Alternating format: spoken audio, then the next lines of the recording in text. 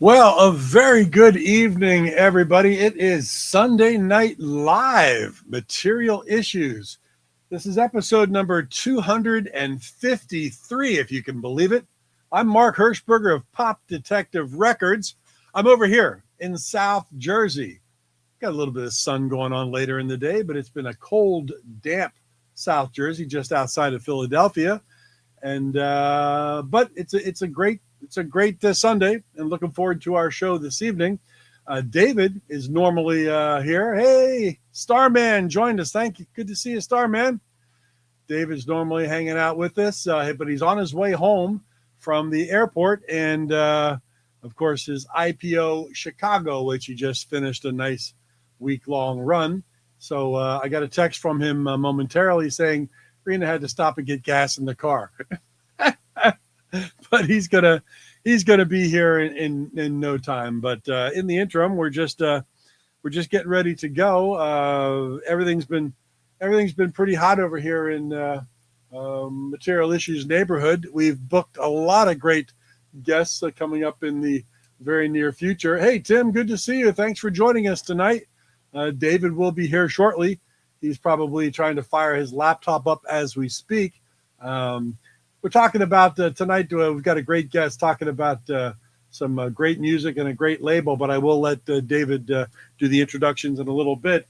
But, you know, David's always bragging about his purchases, which he'll do a little bit tonight, I'm sure, at IPO Chicago when he was on out. But he'll probably review this show. But there you go. There's just got this in the mail yesterday. It's a test pressing from the Jet Set, their album Vaudeville Park, which I've never actually heard. You know, we interviewed Paul Beauvoir on the show, maybe a year and a half, 2 years ago from the Jet Set. And I know, you know, there are other releases, but I knew Vaudeville Park existed, but I don't know if it's available on CD. I've never heard it, but this test pressing came up and I picked it up. So evidently it does say, in the light of the current spate of psychedelic revivals and old reissues, it's great to be reminded of what English psychedelia of 60s sounded like. Pop psychedelia. We're talking Itchy-Coo Park, not Nuggets. Sunny afternoon, and not Da Capo. But this is Vaudeville Park, test pressing from the Jet Set. So David doesn't have this one. He's probably going to be jealous. Look at that. David doesn't have it, and David is jealous. There we go. Where'd you get that? There's David Bash just in from Chicago, and boy, are his arms. No, I won't go there. It's a good one. Can you hear me? Yes. Good to see you. Where did you get that? Where did you get that? I need it. I do not know why I was on. Starman, isn't that fantastic? You love the Jet Set. I was on eBay, and I do not know why it popped up in some kind of feed thing. But there it was. I was like, wait, the Jet Set? What is this? What is? I've heard of an actual original test pressing of Vaudeville Park. Yeah. Oh my God! Test pressing of Vaudeville. That is awesome. I am jealous. They didn't have any more. I take it. No, and it wasn't that expensive. So I said, you know what? I'm gonna grab it, and it's in great condition. But I haven't listened to it. Of course, that's a great find. But yeah. So welcome, David. Welcome back from Chicago. Our guest is in you. We've had a nice conversation with him for a little bit prior to you showing up. I see him there. Yeah. So it's gonna be great. And I'm drinking my first of 16 ounces that I've got to put down while we're talking. That's all I'm going to say about that. Yeah. Flight left about 20 minutes late. Then because LAX, hey Tim, good evening. Because LAX is so messed up, I had to take a shuttle from the gate to another terminal and all kinds of stuff. So yeah, that's why I'm late. But you're home and you're here, and it's I'm here, I'm home, and IPO Chicago went really well. I won't say more than that right now because I want to get our guest on, but we had a lot of fun. Indeed, good. And so now looking forward to Liverpool, Stockholm, and Glasgow. Nice. But Anyway, we'll talk about that later. Right now, I want to bring on our guest. And, well, first of all, I have a lot to thank him and everybody at his label, Omnivore Recordings, for. Not just for putting out some of the best reissues in the past several years, but for being cool enough to recognize the greatness of this and to have been our label releasing the International Pop Overthrow compilation. And this will now be year number 7. Year number 6, I think. This is the last one. This is the one that came out last August, which we gave away at IPO LA and also San Diego. And Omnivore did sell a bunch of copies as well. And we're working on submissions for the new one right now. But I wish I had more time to bring in some of the great reissues that this label has done. This one's my favorite. It's my second favorite album of all time. That's of all time, by the way. I don't mean my second favorite Michael Brown related album. I don't mean my second favorite album originally on Sire. I mean of any album by anybody. And Omnivore had the good taste to not only reissue this album, but to add a disc of previously unissued demos and to have a really cool interview with the guys in the band. And we had those guys on Material Issues. Gary Hodgin, who goes now by, what does he go by? Gary something else, I forgot. And Scott Trusty. That was great. But here's the one I'm most impressed with, and I was able to grab this. How in the world did they manage to do this? The Françoise Hardy Blues box featuring all of her albums from 62 to 67. It's incredible. The Yay Yay Queen. This is a very, very impressive box. It's the kind of thing you would see Universal putting out. In terms of quality, but they weren't cool enough. So fortunately, Omnivore was. So I would like to bring on now one of the co-founders of the great label Omnivore Recordings. So let's give a huge Material Issues welcome to Mr. Brad Rosenberger. There we go. Hey, Brad. Good to see you guys. Welcome back. You were in my hometown this past weekend, I guess. Oh, is that right? That's where you're from? Oh, born and raised. I did not know that. Yeah.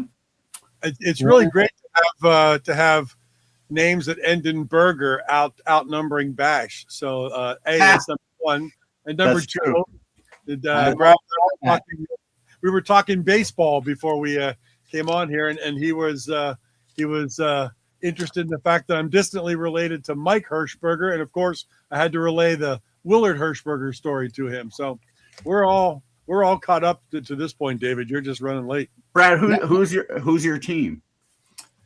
Well, I grew up a Cubs fan because I'm a North Sider. But you grow up in Chicago, you're not a Cubs and a Sox fan. You're a Cubs fan, you're a Sox fan. And so I was a Cubs fan. We never won. And the Yankees beat the White Sox every year. So I was a Yankees fan in the American League. And I was just telling Mark, my first White Sox game was a night game in August of '64. The Sox were playing the Yankees for 3-game set. Let me see if I can guess who pitched. Was it Gary Peters? You want to know something crazy? Was it Juan Pizarro? No, I'll tell you in 1 second, man. Talk amongst yourselves. Bob. Yeah, Bob wanted to know what that title again was. Is that the Françoise Hardy you're looking at, Bob? Or is that the Becky's? No, Bob. It's my second favorite album of all time. The Becky's album. My apologies. I know this is a music show, but no, hell no. We're an everything show, Brad. Directions. I wasn't in the music bit. Well, I wanted to be a baseball player until I realized that wasn't going to happen. So I went. The game was on August 18th, 1964. Al Downing pitched for the Yankees. and Gary Peters Yes. for the White Sox. Eddie My Fisher dad. got the win. I was really torn in that game because I wanted the Yankees to win, but there was one player on the White Sox that I loved named Let me guess who it is. Floyd Robinson. Well, I wasn't going to guess him first, but yeah, Floyd was good. He just had a lot of injuries. So Floyd comes up in the bottom of the 8th. Yankees are up 3-1, and Robinson hits a 3-run shot, and the White Sox win 4-3. Wow. So I was very torn in that game, but I'll never forget it. Torn, maybe, but that way you can't lose. I mean, I got the best of both that night. It was incredible. Yeah, indeed. Al Downing was another great pitcher who, if he didn't get hurt and had to stop relying on his fastball, but he did. In 1971, he went 20-8 for the Dodgers. Yeah, no, he was a great Yankee. He also was the one, I believe, that gave up Henry Aaron's 715th home run. He did indeed. So. And my younger brother, actually predicted the date and the inning that it was going to happen about a week before. Yeah, he didn't know it was going to be Al Downing, but right, yeah, we didn't know who would be pitching. I remember that. Yeah, very well. But anyway, we can talk about music. Thank you, David, for letting us put out the International Pop Overthrow these last 6 years. It's hard to believe it's been 6 years, but COVID just screwed everything up, so I can't tell really time. Did. Oh, it sure did. Yeah, it sure did. It just record business in general, but record business, the live music venue business. Yeah, everything. Yeah, and everything. I mean, and everything has just really changed across the board with just the record business and live music venues, and it's interesting to see where it's heading. I know Philadelphia lost so many cool smaller venues where smaller pop bands and things could come through and have a place to play. And now there's a few of the medium to medium large venues, but it's not for the smaller the smaller bands that can draw 100 people, 150 people maybe, and that's difficult. Many of those venues have gone either tribute band, cover band, or just DJ. Yeah. So live original music is fallen by the wayside in a lot of venues, unfortunately. Well, it's kind of interesting because just as a sidebar, I actually also teach in my spare time at the Los Angeles Film School. So it's always interesting for me to hear what the younger kids, like how they consume music and this and that. And of course, everybody after COVID was itching to get back into the live market, and live. The revenue in the live business is almost equal to the revenue in recorded music. But what happened, at least from my vantage point looking at it, you might recall that, especially in Los Angeles, but both Beyonce and Taylor Swift played SoFi Stadium for I think combined 9 or 10 nights. And the prices people were paying for those tickets, I think, is another reason why the clubs, the newer bands, the original bands have gotten squeezed.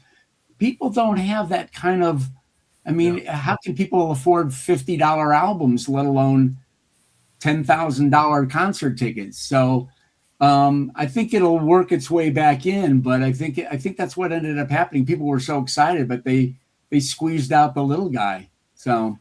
And I think another thing that I've noticed is especially, the smaller venues that have gone by the wayside, or just, nightlife in general, people don't, or venues aren't staying open as late as they used to.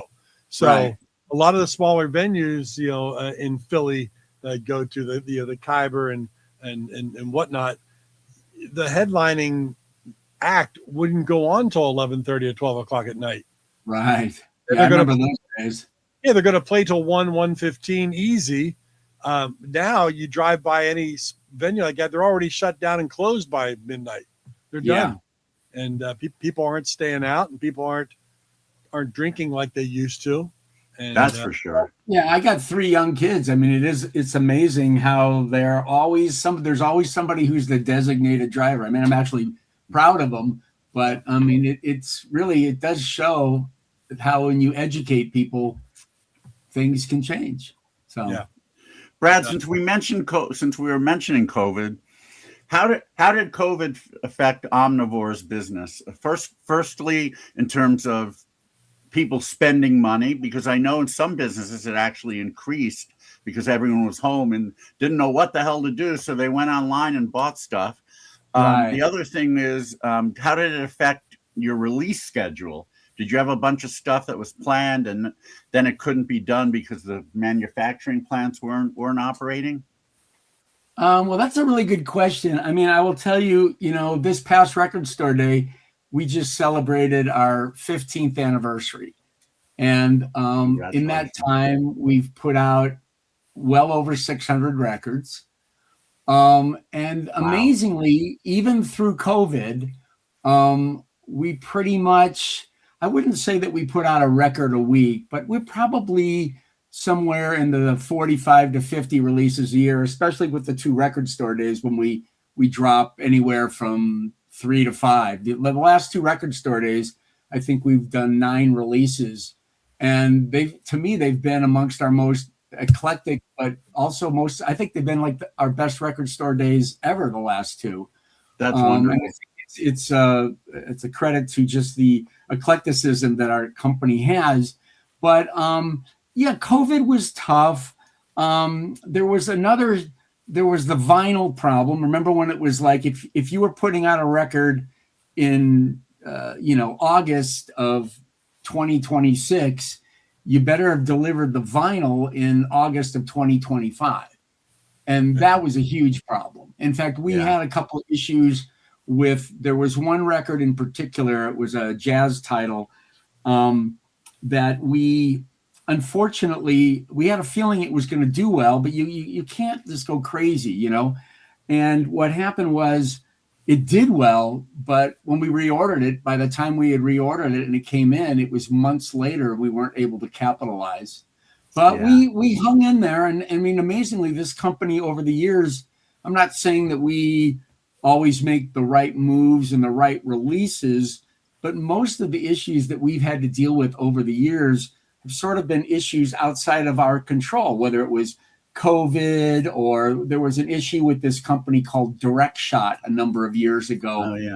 Where people couldn't, retail couldn't get the records. I mean, it wasn't just little companies like ours. I mean, somebody told me a story that there was a Pink Floyd Record Store Day, April record that didn't get to retail until the following August. Wow. So it was a mess. And we were definitely affected by that, but we're pretty mean and lean and we're pretty resilient and we love what we do. So we're still here cranking them out. Hey, Brad, there's a question coming in from my good friend out of Toronto, Bob Reed. He says, Brad, are you selling predominantly vinyl these days as physical product, or do you make CDs at all anymore? Do you have a hand in streaming, or do the artists do that themselves? An interesting question, because a lot of times I'll even have friends of mine say to me, do you guys ever release CDs? And I'm like, yeah, we're clearly they're not buying this one. Come on, Brad's friends, get on the stick. We're a very physical label. I would say that about maybe a third of our releases are on vinyl. That pretty much everything is CD.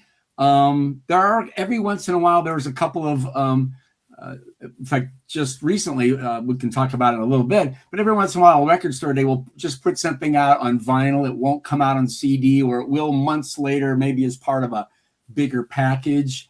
We definitely release things on CD, and CDs aren't going away. I know they're not the future, but I've talked to definitely some stores in the Southern California area.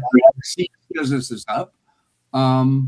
So absolutely, I think his name was Bob there. We do release, and I'm trying to think here. I think all of our Record Store Day releases, I think the only release on vinyl last Saturday that is not going to be on CD is one I can't tell you about, but it's coming. One is coming, and then the Bob Brady on the Concords record, that's going to be part of sort of a bigger Chariot Records kind of thing. Okay, well, that I wanted to talk about that. In I want to say around 1980 or 81, a friend of mine back in New Jersey, who was a very big expert on soul music, told me that I need to check out this record by Bob Brady and the Concords. Right. I'd never heard of them. Obviously, immediately I thought of the Brady Bunch, but that's a side issue. And at any rate, he said, you just got to play this thing. And so I did play it. And at that time, I didn't realize it was more of your love. I didn't realize that it was a Smokey cover at that moment. I just thought this is somebody who really sounds like Smokey. And then when the record was over, he said, are you ready for this? These guys are white. Right. And it's like, wow. So, I mean, I hadn't found any other, I didn't really realize that there were any other Bob Brady and the Concords records. And then suddenly I read that Omnivore is putting out a compilation of this great soul band from Baltimore. And I wish I had it in my hand. I actually brought it with me to Chicago. Oh, you've got one. Good. You mean this one? Yeah, that one. And first of all, I have to commend you for being cool enough to do something like that, because there's never been a compilation by Bob Brady on any format. That is correct. It was primarily a singles label, although they did release one album by kind of a country psychedelic garage band called Coyote. That came in 1972. But we basically put together all of, I think Brady released 6 singles. And then after the Concords split up, the owners of the label Chariot, when it fell apart, they believed in Everybody's Going to the Lovin' so much that they got a single deal at A&M. And they ended up putting an outtake from a couple of years back, earlier when the Concords were together. But it was just a Bob Brady solo record. It's called I Stand Accused. So we have the 6 singles with both A and B sides. And then we have the 1972 non-LP B side, I Stand Accused. So it's a great collection of, what became known as Northern Soul. Yeah, Northern Soul is one of my favorite genres. Wyatt, holy cow. I know that dude. Wyatt Funderburk had a band in Nashville called Second Saturday, which was one of my favorite pop bands. Early on when we were doing IPO, they played it in, I believe they came to Chicago and then played it a few times in Nashville. I think one was a reunion show, and they were amazing. And Wyatt's put out his own records as well since then. And God, I haven't spoken with him for a long time. But Wyatt, just know that whenever you want to do IPO anywhere, whatever you're doing, let me know, because you're invited. Okay, I got something to say about Wyatt. I've never met him before. In fact, I don't believe we've even spoken on the phone before. But I got hip to his Beach Boys podcast, which started, I guess, in 2017. But I did not get hip to it until literally about a week after Brian Wilson passed away. And a couple of really close friends of mine who turned me on to the Hickey podcast, turned me on to Wyatt's Sail On, the Beach Boys podcast. And I went down a rabbit hole hard, because the Beach Boys and Brian and Dennis in particular are kind of my, the Beatles got me here, but after that, the Beach Boys sent me into Nirvana. Anyhow, in listening to Wyatt's show, I'm like, I got to know this guy, but I cannot figure out how to meet him until I listen to every episode, which took me from about June to Thanksgiving. And by Thanksgiving, I had listened to all the episodes, ended up, long story short, reached out to him, had made connection with him. Great guy. I love his, I know I'm on your podcast right now, which is great. But for anybody who's in the Beach Boys, man, this is like, I've been into the Beach Boys since 1971. I am probably in the last 6 months more into them in the last 6 months because of his podcast than I've ever been. And it's just the work they do is extraordinary. So, right. I agree. big props to Wyatt. Big props are right. By the way, my all-time favorite album by anybody is Sunflower by the Beach Boys. And my third favorite album is Surf's Up by the Beach Boys. With the Beckys in between. Yeah, wow, that's pretty crazy, but those are great choices. No, you didn't derail anything. You're cool. Have you watched Material Issues before, Wyatt? We derail all the time. It doesn't. Yeah, there's no format. There's no format that we have to abide by here. We can talk about anything. Wow. But God, I was thinking about something. Well, I mean, the fact that you talk about with such reverence that Beach Boys, the podcast that Wyatt has, not everybody who runs a label is as much of a music fan as the people who run Omnivore. When you were young, what were you listening to then? Did you have older brothers and sisters that informed your taste, or did you just kind of discover things on your own? I think my story is simple in that a lot of people experienced it, but I'm an only child, so I didn't have that. But basically, let's see, I'll kind of try to make it as brief as possible. My mom was a school teacher. I loved music. My father used to whistle all the time. And the first record I ever got was 1963, Walk Right In by the Rooftop Singers. Nice. And because my mom was a school teacher, she was always very interested in culture, social culture. And so my grandmother was living with us. My grandmother, she had a console television in her bedroom, which is like, the biggest thing. Nobody I knew had color TV, and nobody had a TV that looked like furniture, right?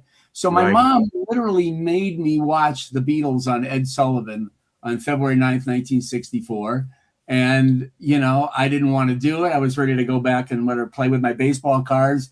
And I'll never forget that day for as long as I live, because it informed the rest of my life. And by the end of the show, I didn't even have to wait to the end of the show. By the end of All My Lovin', I was like, I don't know what that is, but I want it. Yeah.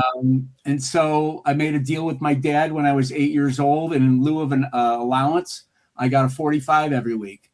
And with the exception of a little blip, when I was in fifth grade, I've been collecting records solidly since 1966, and I was very fortunate to grow up in Chicago. We had two unbelievable top 40 stations, WLS and WCFL. I became a complete nerd. I have every WLS Silver Dollar Survey from 1965 to 1972. I just, music is my DNA, and I have no idea what I would do if I wasn't doing this. Yeah, I share that. Yeah. One of the things that's great, and you can attest to this too, we're probably about the same age. I'm 67. I am 68.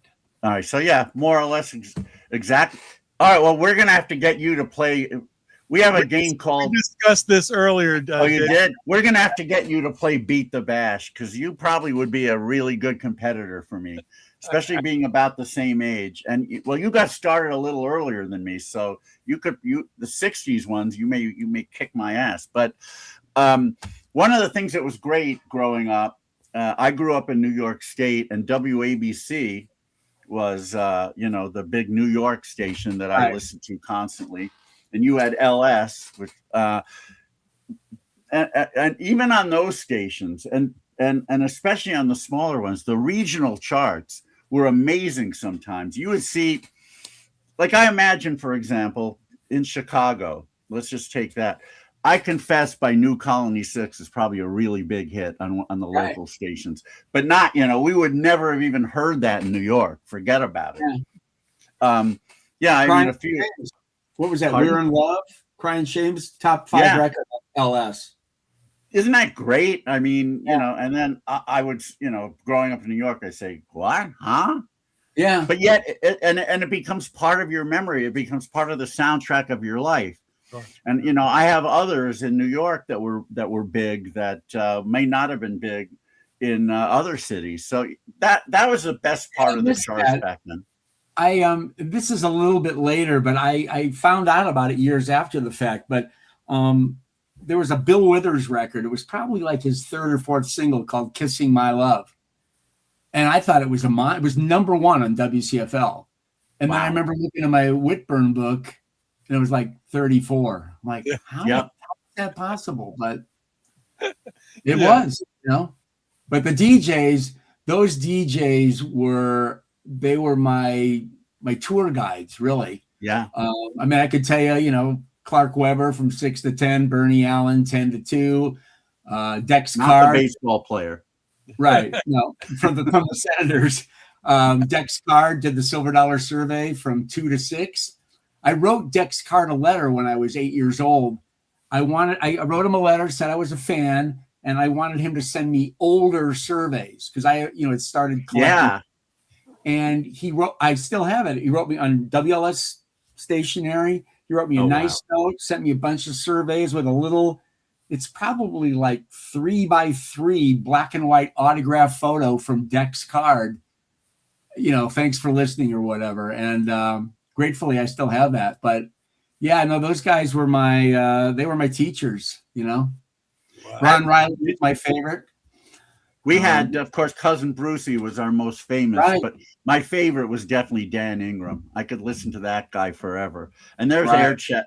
There's probably air checks of all these people on YouTube now. I'm deep down the air check rabbit hole too. I had a feeling. You were probably like me in that, you know, when Christmas came around and they did the top 100 of the year, and I'm sure LS did. You were probably there with notebook, waiting with bated breath to write down what everything did. Yeah. No, it was great because it took that whole year that I'd been collecting and then put it in like, what are my favorite records going to be in the top 10 or top 20? Or like, how could this be number 83? This was a great record. You and I are like brothers. This is amazing. I haven't met anybody like us for a long time. Yeah, I know. It's a sickness. It's the best kind of sickness to have. Oh, I mean, I on WABC, I would always try to predict what the top 10 would be just based upon how well they did during the year. Never got number one right. From 1970 through 75, when I did that, never got it right. But I'll tell you a funny story. It's my mom. You know, my mom, she encouraged me all the time. And my very first Stones single was Paint It Black. And this was May of 72. And this is total nerd city here, but Paint It Black was number one in LS 3 weeks in a row in May. And I think the next survey was June 1st, 1966. And my mom and I had a bet. She said Hanky Panky was going to be number one. And I said Paint It Black was going for number 4. And damn, my mom was right. And it was a green survey. I mean, I still remember this. A green LS survey. Don Phillips, East of Midnight, was the disc jockey, and Hanky Panky then went on to be number one for 4 weeks in Chicago. So, Mark, if you didn't know any better, if you just heard a disembodied voice, you would think you were talking to me right now, wouldn't you? Exactly. All these arcane details and just loving remembering this kind of stuff. I'm just sitting here thinking that you guys were separated at birth or something. I think we were. It's amazing, the same level of fascination and love for the music and the charts and the singles and the radio stations and the personalities. Yeah, I've been listening to this for many years from David, Brad, and now to sit here and to run into you, to have that kind of passion, it's wonderful to see. I love history too. That's why being at Omnivore is so perfect for me at this stage of my career because really kind of what this is going to sound a little bit, I suppose, snobbish, but we do look at what we do as sort of like musical curators and historians, kind of not only letting people know about music that we think that they should know about that maybe they don't, but also putting in perspective certain things that, giving things another chance that never had the right chance from the get-go. We've done that with was there any particular? And I know we're jumping around here. We're not we don't have to be chronological. Was there when you started Omnivore? Was there a particular label that you wanted to model after? Because like Rhino, for example, may come to mind in that. But was there any label? Look, I'm not going to lie. Well, I was the last member to join Omnivore. I joined about 6 months before we put out our first record. But I don't think there's any question that just the name itself is sort of a nod to Rhino. But it also means that an omnivore is somebody that likes everything. Right. And that's kind of like, I mean, with the exception of heavy metal, and we tried once a few years ago, we weren't able to do the deal on this one thing, but we've pretty much released almost every type of music, including spoken word and comedy. I mean, we've even occasionally released new music, which we love. We love new music, but you have to be willing to spend and lose a lot of money in this day and age. And I think we try to stay in our lane, which is if we're going to do something new, it probably should be from somebody who's already established. And even then we got to because we're not in the job of, trying to mess up people's careers with their new records. We'll tell you very honestly, this is what we think we can do for you. And if you're looking for, we'll tell you what we can't do, because, if you're looking for us to spend, $25,000 on marketing, which is nothing, that's just not how it works in the catalog world. Yeah. I can't remember what the question you asked me was, but no, was there a particular label that you modeled? I think that all four of us have come from, we all have I don't know what it is now, but well over 100 years of real music business experience at record labels, publishing companies. I mean, I worked for a record producer in a studio for 7 years, and we made records you've never heard of. And the last year I was there, we had 7 top 10 records. Wow. So we've all kind of collectively sort of seen it all. And we always figure that if we need to find somebody or get to somebody, that if one of us doesn't know the person, one of us knows how to find the person. Right. And I think that that's been our strength, if you will. And the fact that I was talking to Mark earlier, that none of our musical tastes, we certainly like a lot of the things, that everybody likes, but we don't it's not like we're all like power pop people or all R&B people. We're very eclectic amongst ourselves and individually and collectively. So I think that that's what makes us interesting. Yeah. And who are just so people know who are the group of owners? Well, Cheryl Pavelski. Cheryl's the founder, really. I mean, she was the one that put us knuckleheads together. I met Cheryl probably about a dozen years before we started. It's actually a great story. Let me tell that story after I introduce everybody. Cheryl Pavelski. Cheryl comes from the catalog world. She was at Capital EMI. She was at Rhino, and she was at Concord. I think the next person that she got in was Greg Allen. Greg he probably designs 98% of our releases. He's also a photographer.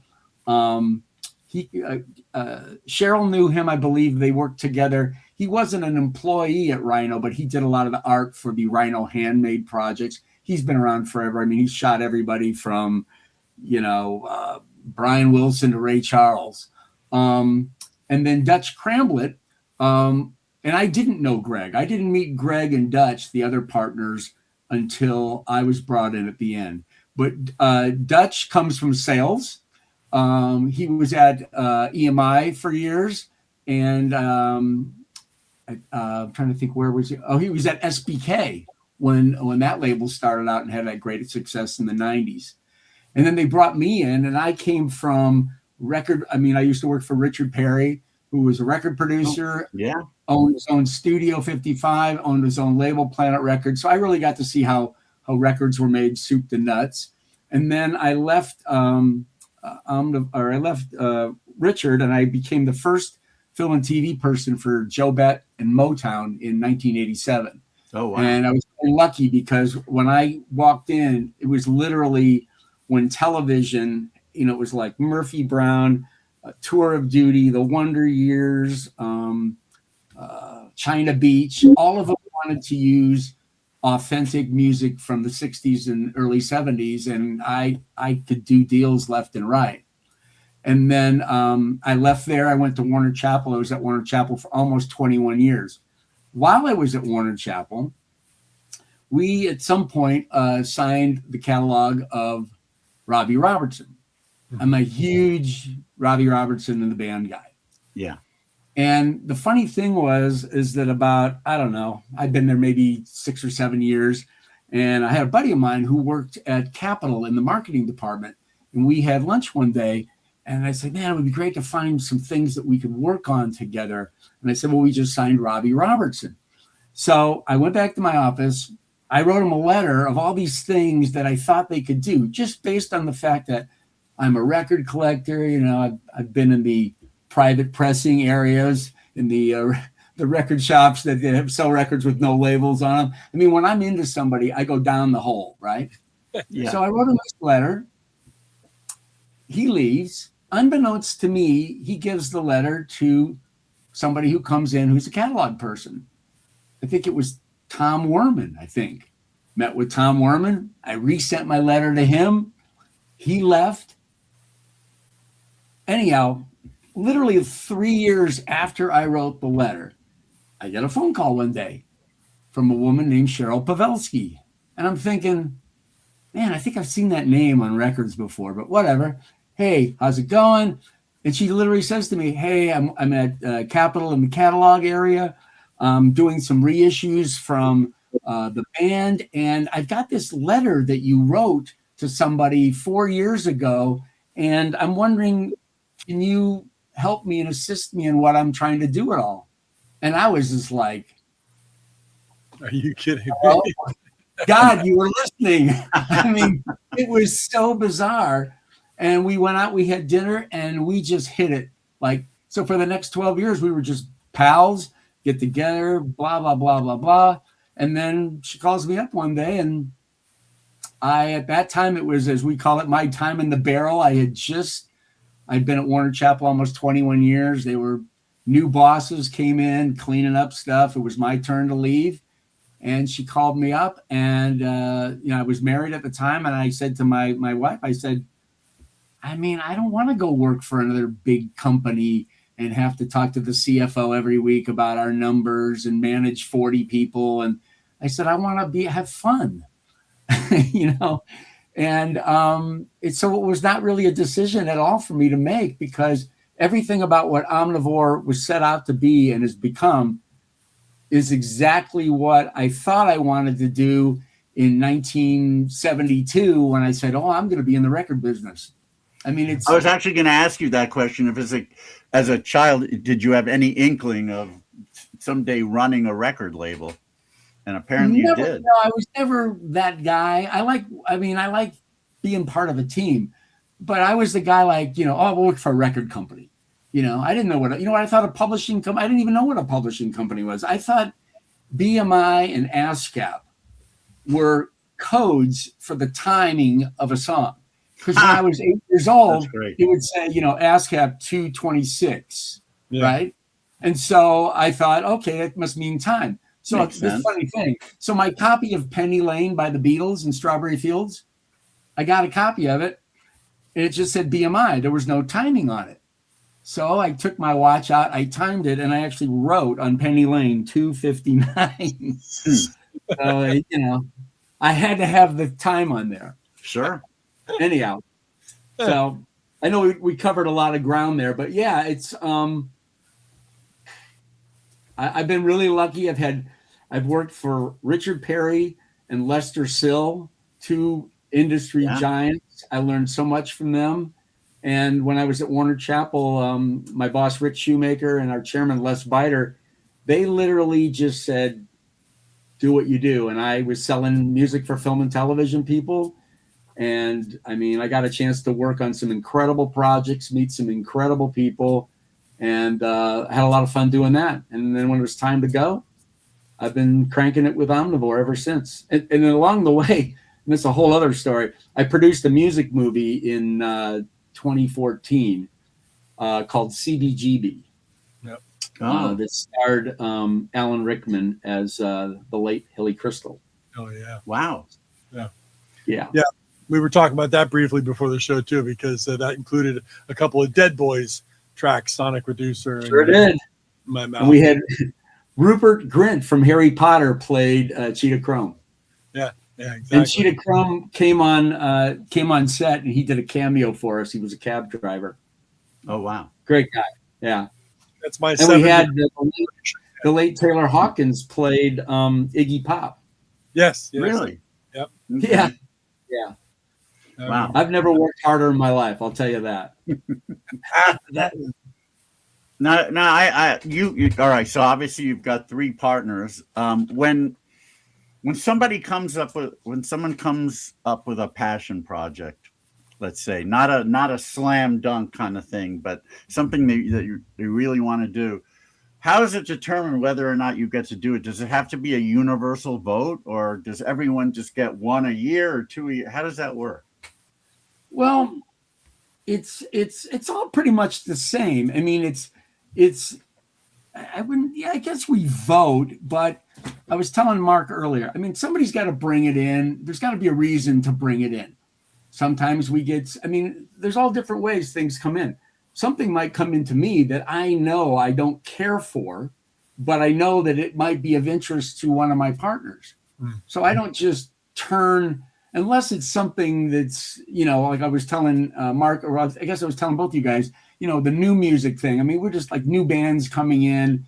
It would have to just be something that would, kick my ass so hard. And I have brought in new things, but, whatever. Usually how it works is that one of us brings something in. And then, as I was telling Mark, is one, does somebody love it, right? Okay, that's one. 2, is there a compelling story to tell here? Because you don't have a lot of money in the catalog world in marketing. What you have to market is the story.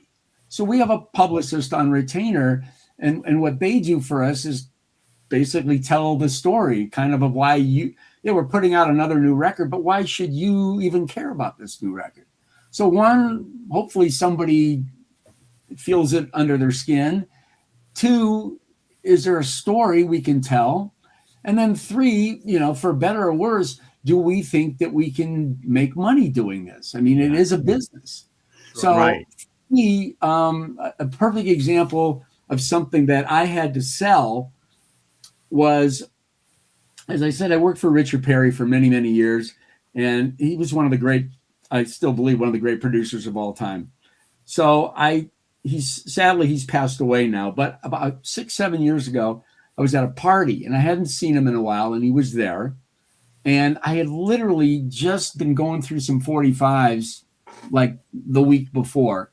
And I ran into a couple of Bobby Hatfield singles that Richard had From produced. the Righteous Brothers. Right. Just so people know. Bobby Hatfield had done a couple of singles with Richard in 1971, but no album. So I just said to Richard, hey, I was listening to Stay With Me by Bobby Hatfield. I said, why didn't you guys do an album? This is what he said. We did. I go, you did? What happened? He said, basically, the 2 singles didn't click. And he was literally in the middle of doing Carly Nilsson and Ringo and, bigger names. He's rolling with it. So he starts telling me the tracks they cut. I'm like, Sour Milk Sea? Okay, Baby Don't You Do? I mean, like crazy, weird stuff. He says, yeah, I cut it at Abbey Road, Ringo, Klaus Bormann, Chris Spett, So that was on a Saturday. On Monday, I called up the Warner Vault. I said, can I get a vault report on Bobby Hatfield, Abbey Road, 1971? So they send over a list of things. So now I want to do this record because I've been wanting to do something for my old boss. I didn't know what it was, and then I just ran into it. And so I bring it up at our production meeting, and they're like, okay, that's not going to sell. I go, I know, but I got to do this record. Okay, so what do? Is we look at where do we have to spend money and how can we figure out how to spend no money or less money. I mean, it's really an exercise in economy. And what ended up happening is that I was able to call out favors, and then I ended up writing the liner notes myself under a pseudonym. And so I was able to make it work financially. We're all down the path, and then we get a call from Rhino because it was a Warner record. We have a problem. Okay, what's the problem? If you release an album, then it kicks in a producer advance of $25,000 to Richard Perry. Yeah. Ooh. I'm like, oh, well, that sinks the project right then and there. But I'm pretty close with him, but $25,000 is $25,000, right? So I call up his ex-wife, who I knew very well, who was a music business legend. Her father was George Goldner. Uh-huh. And I call her up and I go, Linda, I said, I got to call Richard, but this is what I want to ask of him. What do you think he'd say? She's like, she's a big supporter of mine. She said, I tell you what, just tell me what you told him. I'll work on it. I go, okay. So I wait a few days. I call him back and I don't even see, he goes, yeah, this is great. Let's do it. I go, you'll waive your $25,000 fee? He said, yes. Wow. This is phenomenal. So now it's done, but I just have like a CD ref or whatever. I go over to his house to play it for him. He's not in good health. I play it for him. The speakers he had in his office, they just were booming. And on the walls behind where we were sitting in his office were all these gold records. In the middle of me playing Ooh Wee by Bobby Hatfield, the Rod Stewart Fly Me to the Moon gold record decides to fly off the wall by itself and crash into a $35,000 Tiffany lamp. Oh my God. And he picks up the pieces and he says to me, I can't imitate him because he used to have a stutter and it's just not cool, but for public knowledge. But he literally says to me, do you think it can be fixed? And I'm like, I have no idea. So I cost him about 60 grand for a record that did not put 60 grand back in his pocket. But I will forever be grateful to him for letting me do that. I think it was worth doing. It's a terrific collection that nobody knew about. And it fills a hole in Richard's career that nobody really knew about. And there's some wonderful recordings on there. And I know that was a long story, but I've been telling you. No, it's a great story. Is if we really want to do something, if one of us is so passionate about something, but we can't pencil it out right. I mean, if we're really passionate about it, it's not like I'm going to go, the sales guy said we can't do it because we can't make money. I will try to figure out how we can do it because we are a company built on passion. No question about it. But we want to keep making records. So you have to make wise decisions. The record got reviewed and it actually did better than I thought it was going to do. But, I'm not leaving the company and retiring anytime soon. So, right.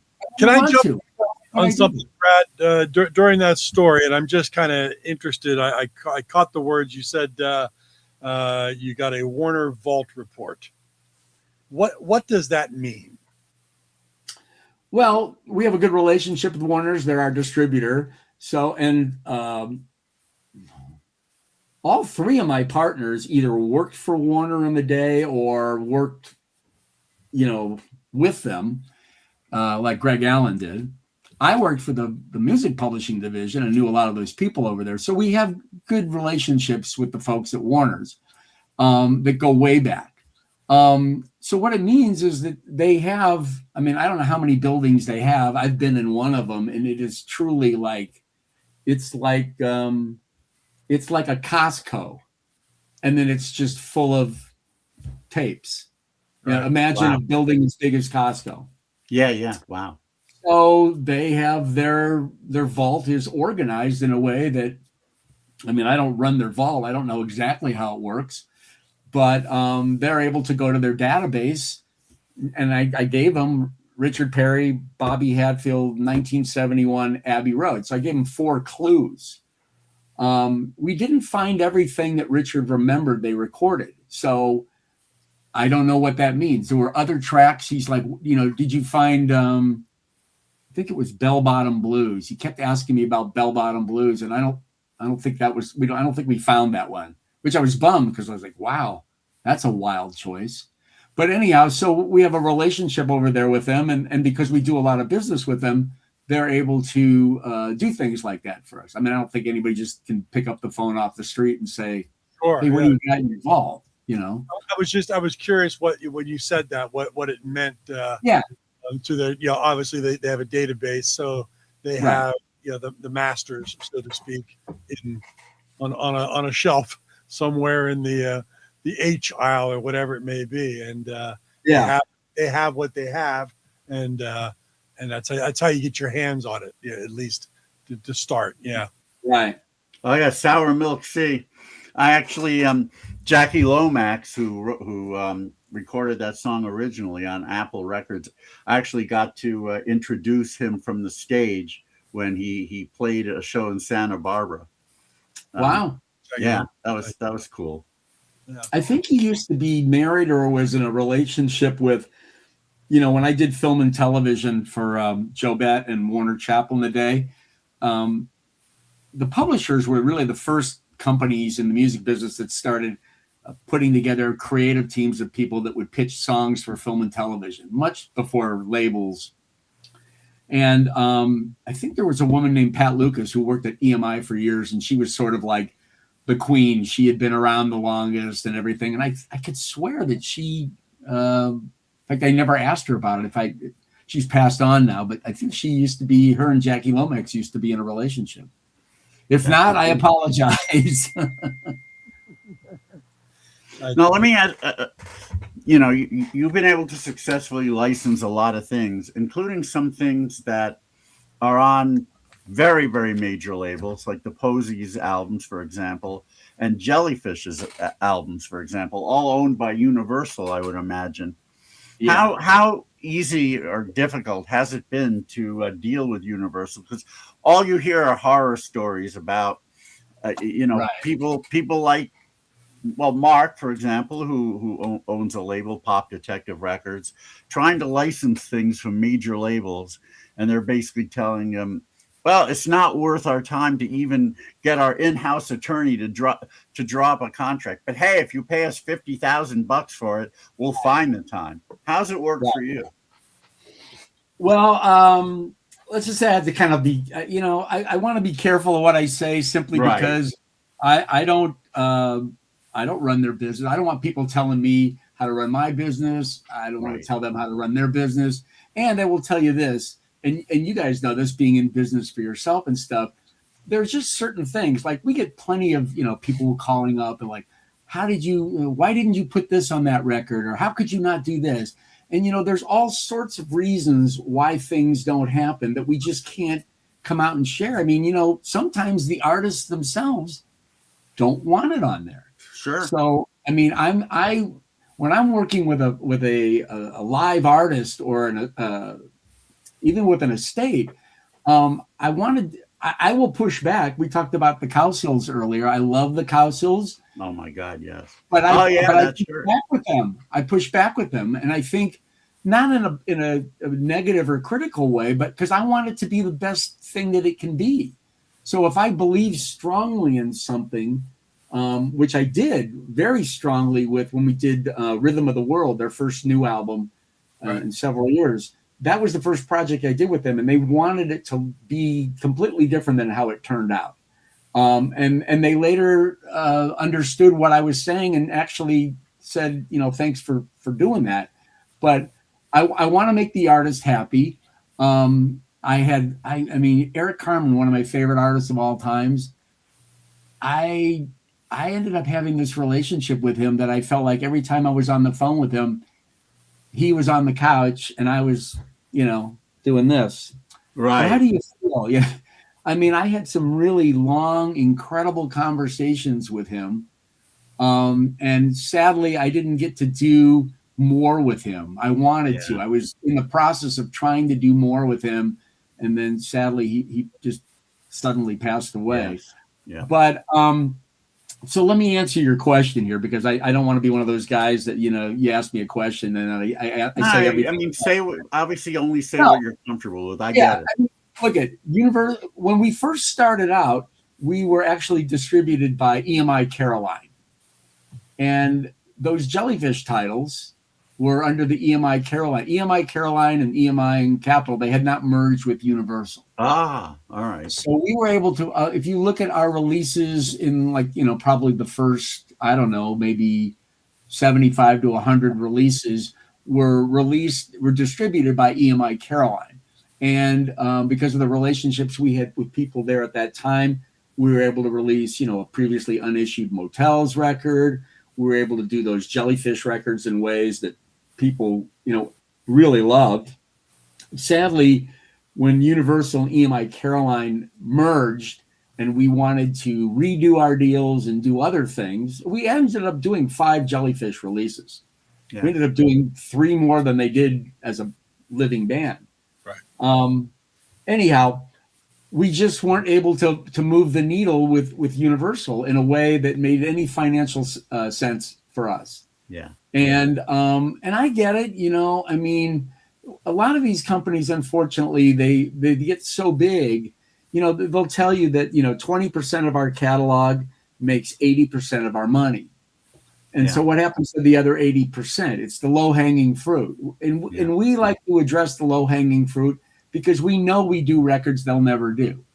Yeah. We've had a wonderful relationship with Warner's. We've been with them 2 different times. We were with them, we left, and then we came back. It's phenomenal. They seem to get what we're doing, and they have been phenomenal to us. I think the folks at Universal, somebody told me a long time ago, and I have no problem saying this because it takes right into what you said, Mark. But somebody told me once that the folks that powers that be at Universal hired some company to come in, and because I've been through this before when I was at Warner's. They hire these there was a company called Bain Consultants, and they're money people, and they come in. The bane of your existence. Believe me, there's a lot of irony there, right? They come in, they meet with everybody in your company, and then they leave. They cost a 7-figure consultancy, and they tell you where to cut back in your company and where to add resources. I had to do that twice when I was at Warner's, and had long conversations with the people trying to explain how music publishing worked and how film and television worked. And it just wasn't, at the end of the day, they sort of got it, but the recommendations that they gave, the company didn't do at all. Right. Yeah. So I think, what I heard was many years ago is that probably Universal had a company like this come in and say something along the lines of, we've looked at your company, and anytime anybody requests anything from you, whether you do anything or not, it costs you $1,200. Yeah. And so I guess the powers that be are, well, we're not going to release that stuff anyhow. And unless you're writing me a big ass check. Right. Yeah. Okay. And so it's unfortunate because I think at the end of the day, who really loses are the songwriters and the artists. Yeah. And the fans of this stuff. The fans are the people that made those people, successful to begin with or noteworthy. And it's just a really sad thing, but that's the way they run their business. And I also think some companies don't want to have smaller companies release something and then, God forbid, it become successful in some way. And then how do they explain that to the powers that be? But I can tell you that when the deals that are made with the major companies, they do not give you sync rights, which means that we can't take any of the music that we release and put it in motion pictures, television shows, commercials, or video games. And they give us no digital rights. So really, at the end of the day, if we got super successful with something, it's not like we're going to sell 500,000 units. Sure. And we're not going to sell 100,000 units. That's just not the business we're in anymore. And I think it's really sad and unfortunate because there's so many great records out there that need to either come out for the first time or get another look at it. But for sure. Yeah. Do you have a similar situation to Universal with Sony, or is it a little easier with them? I would say it's equal. I mean, yeah, they're both different. Kind of what I thought. Yeah. At the end of the game is the same outcome. There's a great record. I don't know if you know this one, but you might, from 1980. Remember the band Sailor, who had some really big hits in the UK? They had an album. Tracks, and Phil Spector produced a couple of sides. Yep. Yeah. They had a lineup change in the late 70s, and in 1980 released an album called Dress for Drowning, which is among my favorite albums of all time, and it's never been on CD. It's, Columbia put it out at the time, and so I'm sure Sony owns it now. And I was hoping maybe it would come out in Japan that way, but it never has. Yeah, every once in a while. I'm thinking now when you said Sailor, maybe I confused them with somebody else. I can't remember. Well, they had some big hits in the UK, one of which, off the top of my head, I remember is Glass of Champagne. They never did any. They did have records come out here, first on Epic, I believe, and then ultimately on Columbia itself. But they didn't, they didn't chart here. They made no headway. They were just very big over there. But this one album I thought is great. Oh, look at this. Wow. Well, Mason Shade 2512, thank you very much. Savoy Dip was one of my first projects that I brought in with the label. And that's one of my favorite projects. I wanted to do that on vinyl, but I wanted to do it for Record Store Day. Let's just say that they didn't agree with me. And that record has a very interesting story to it, but I'm glad to know somebody knows of the record. Yeah, that was a terrific one. That was a missing link between Oh Lucky Man and the, what was it, Between Yesterday and Today? I can't remember what it was called, but it was a fully made record with artwork that actually came out somewhere on 8-track. I actually have an original commercial copy of the album on 8-track. And when we did the record, we couldn't find anybody at Warner's that knew why it got pulled. Well, anyhow, you guys can find that. I did that one many, many years ago. It's a terrific record. And I have been running the banner every once in a while, omnivorerecordings.com. Great website. That. Yeah. Thank you. Great website. People looking for a lot of these things we're talking about on the show tonight. That's where they can where you can find them. It's a great it's a great resource. A lot of great things. Starman says cornerstones of his collection. Wow. By the way, Brad, I should tell you, Brad, and if he's telling the truth, the more I hear from this guy, the less I believe that he's actually 24 years old. That's what he told us. Can you imagine a 24-year-old having this kind of taste? Starman Brinley? Yeah. Yeah. That's what he said. I would guess that Starman Brinley, do I see you on Tuesday nights? I hasn't answered that That's yet. the same question. Well, we'll give him a chance to answer that one. Maybe not. I've recently come in acquaintance to somebody on a Zoom call I'm on. There we go. Oh yeah, all right, man, my man.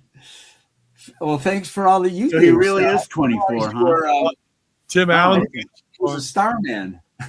He really is. I mean, I'm very, very impressed. Well, I gotta say something.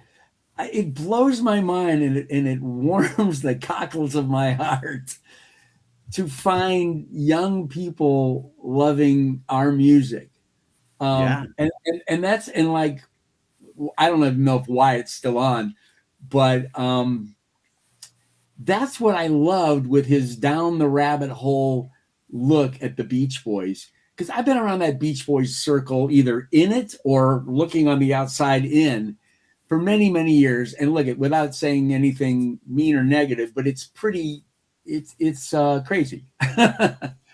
But the music is so amazing that we keep coming back.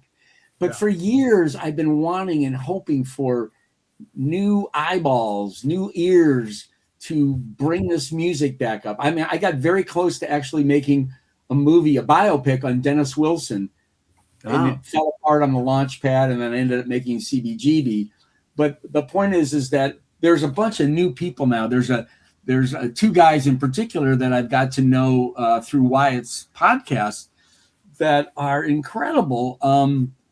The work that they do for that show is, and they're young guys, you know, and they're not, they don't, they make me laugh, but I respect the hell out of them, because I know all of us older yo-yo Beach Boy guys. I mean, and it's like, I know I'm one of them, you know. I like to think I'm not, but I'm, you know, I get it. I'm one of those guys. And I love that these new kids come in, and I just always say to them, just remember, stay with the music, enjoy the stories, but stay with the music. Because if you get sucked in, you know, it's hard. It's hard. Are you a Beach Boys collector as well? Oh yeah. Let me tell you something cool that I found. You may have this, but one of my Grail albums was always, by now you probably know about this, if not through the podcast in some other way. Beach Boys Holland, the album that we know came out, that we know and love, didn't necessarily come out that way in other countries. In fact, in the Netherlands, the album came out not with Sail on Sailor on it, but instead a track called We Got Love, which actually ended side one. No Sail on Sailor, but yes, We Got Love. The record starts with Steamboat, which makes it a completely different record. Yeah. I had wanted that album so much. Finally, I looked on Discogs, and somebody had one for reasonable within, you know, the parameters of collecting. Someone had one. The only thing was it didn't have the, you know, the Mount Vernon Fairway 7-inch. And you know, if you're gonna collect stuff, you know, even though obviously even though I have it as a US thing, I want the whole package, especially when you're paying that much. So I was still considering buying it, and then I looked around a little bit further, and lo and behold, there was a guy in the UK who only had that 7-inch from the Netherlands record. I don't know how he got it, and I don't know how he even thought to list it, but I ended up getting the one without, the full-length album without, and then the 7-inch separately. So now I have them combined. Do you own that record? I have that record. I also have, what's interesting is that record doesn't list We Got Love on the back cover. No. But the Canada issue does. But it has We Got Love on it, but it doesn't, it has it on the back cover, but the song is not on the vinyl. I think I've seen a few like that. Yeah. My Holy Grail Beach Boys, which is not even a Beach Boys record. Well, no, my first, it took me years to find Surfing Down the Swanee River, and I paid through by the Honeys, and I paid through the North for it. And it's, you know, now that this demographic is dying off, it's not what it used to be, but I don't care. I've instructed my children to bury that record with me. but the one that was the hardest for me to find, I finally got Dennis Wilson's Sound of Free with a picture sleeve. Oh, nice. I don't own that. I love that. It once, and I paid a lot of money for it, but I think I'm taking that one with me too. You should. You can take some things with you. Both sides of that record are brilliant. I have to admit, I like Sound of Free better than Lady, but I think they're both great. Well, I love the Beach Boys, but it was that 1971 article in Rolling Stone that's what put me down the deep end, because I mean, I'm normally I am a positive person. I think I'm very passionate, but it was that whole article was about the dark side. It was about the Smile collapse, and it was about Dennis and Manson and the whole thing. And I just bought into the story. And then the music to me was it didn't sound like the music Dennis made is so beautiful. And yet when you think of the one-dimensional way that the media has portrayed Dennis Wilson for years, it's really a shame, because the guy was so incredibly talented and his music deserves to have a wider audience. And I'm actually happy to say that, recently Rainbows was used in this new show called DTF St. Louis. And it was I've heard of that. Yeah, and it's also in the Project Hail Mary film. There it came back. I think that, I had a lot of great ideas for the Dennis Wilson biopic. I was going to score with his, I was obviously going to have a lot of his records in it, but I wanted to score it with, I wanted to take things like Cuddle Up. I wanted to just do track mixes. I wanted to take the instrumental track mixes of all those great ballads and stuff and score the movie with that in addition to the records. And that is my one. I still trying to figure out a way. I've got a couple of pals that would like to do something with that. It's just, making a movie is a lot harder than making a record. Speaking of movies and Dennis Wilson, I've seen Two-Lane Blacktop a few times, but it's been a while. I'm trying to remember, is there enough music in that movie to make a soundtrack? Because that'd be a great project. My recollection of that, there was no sound in that movie. You know what I mean? Yeah, they barely said anything. Remember, they reprinted the script of the movie in a copy of Esquire magazine, and I think it was on 2 pages. It's not really. No, they don't talk much. Yeah, but think about it too. Like Dennis Wilson and James Taylor, and there was no music in that. To speak of. Yeah. About. A missed opportunity. Brad, is there you talk about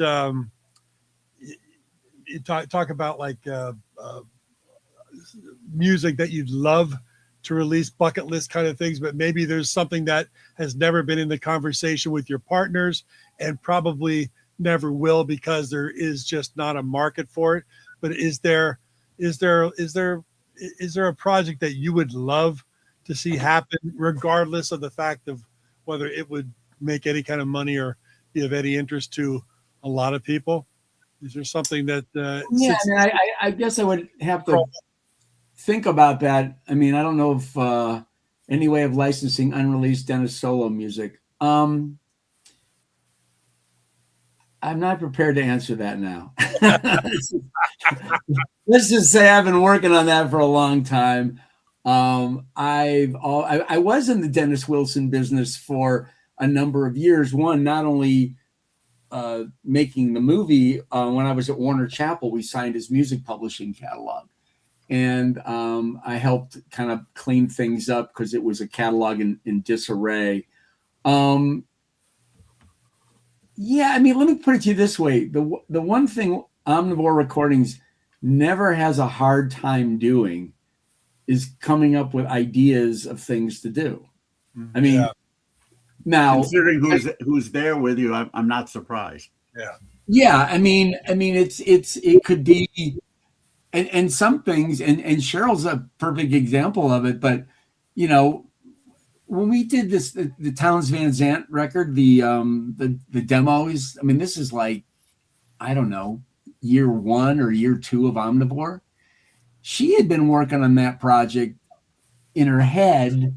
She told me for 17 years. Wow.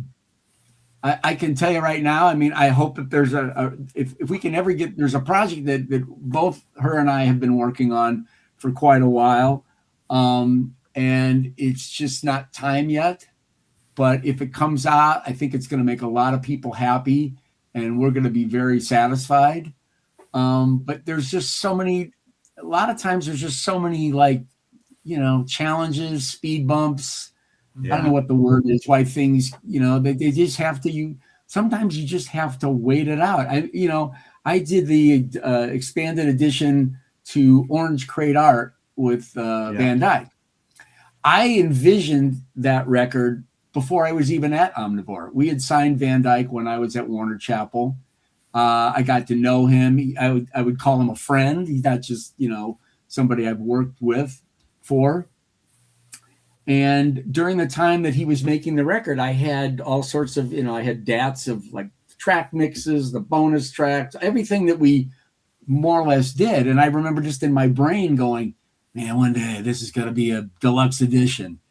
And then when I finally approached him on it, it took me, after I go to Omnivore, it took me 7 years to get it done.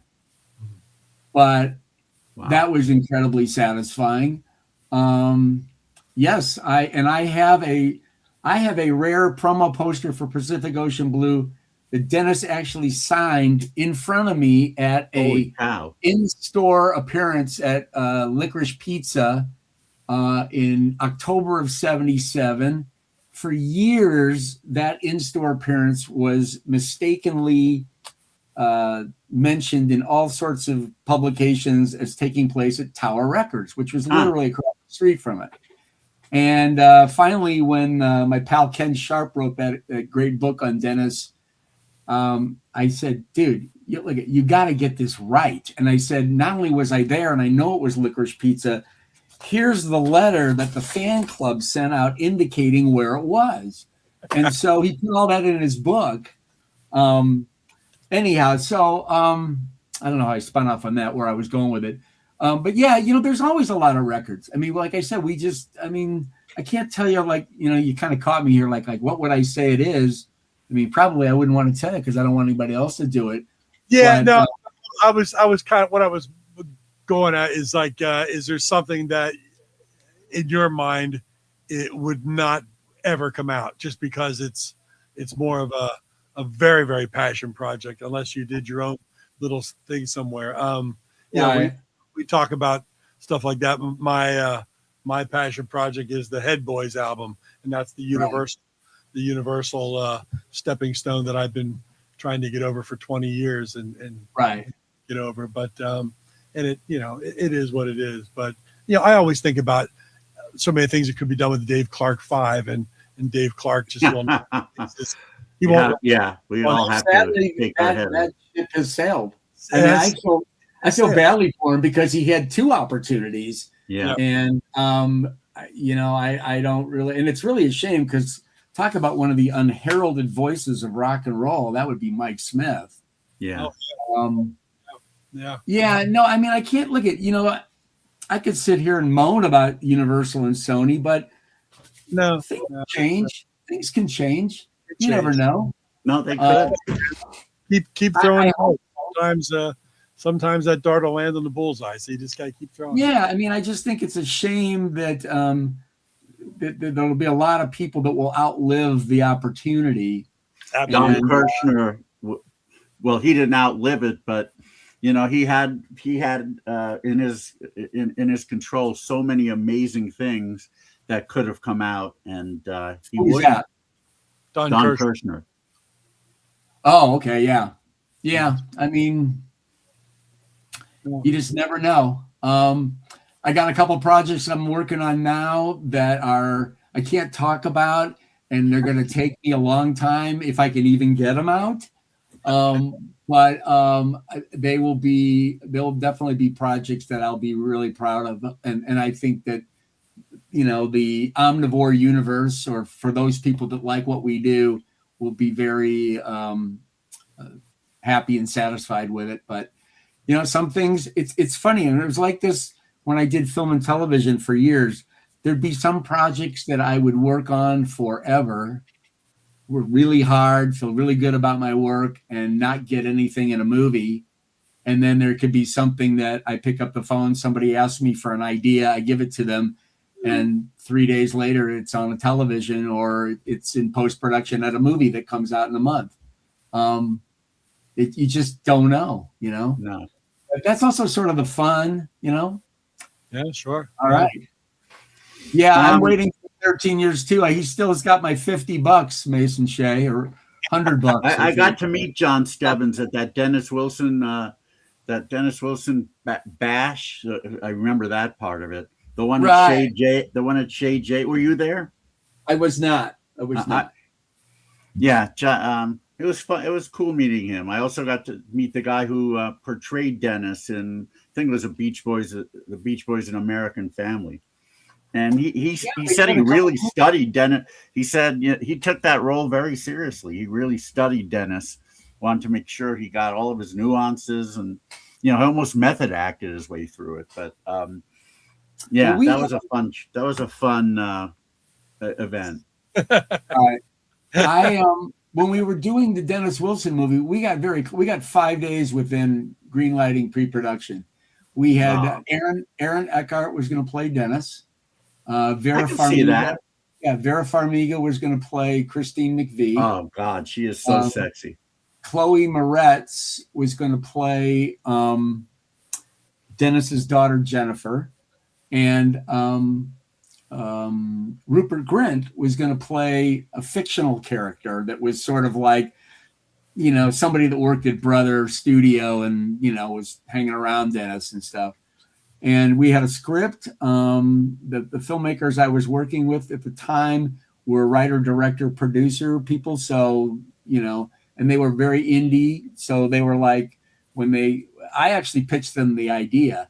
When my job had changed at Warner Chappell, like the last year and a half I was there, I used to sell music to film and TV people. But by the last year, there'd been a lot of changes. And so they gave me, it put me back in creative, which was great because I had to deal with administrative and, like I said, dealing with 40 people. But what happened was, where did I go with this? Oh yeah. So basically what I said to the people at Warner Chappell, I said, I've been selling film and TV people music. I said, I want to think bigger. I said, we're sitting on the mountain of the greatest music stories of the last 100 years. I mean, I always used to say when I was at Warner Chappell, we got everything from Gershwin to Green Day, Led Zeppelin to James Brown, everything before, it's amazing. And who always messes up biopics? It's always the publishers because they want it's a $4 million movie and they want $5 million for the music. I said, let us be proactive. And so I meet these filmmakers who I'd worked with on a couple of other projects, and I pitched them Dennis Wilson one night, and we had dinner. Great, see you later. 3 months go by, and I get a phone call, and they're like, "We want to do this movie," and I'm like thinking, "What movie?" It was 3 months ago. We talked about a million things, and they said to me, the Dennis Wilson movie, and I literally went, "You're kidding." Really? And then I'm not making this up. Literally a nanosecond later, my brain went, "Ooh, but are these the right people to do it?" But look at music publishers don't go out and get movies made, right? So I went with it. And like I said, it was an amazing experience. There was a lot of things, unfortunately, when the whole thing ended. I ended up having 4 projects with them.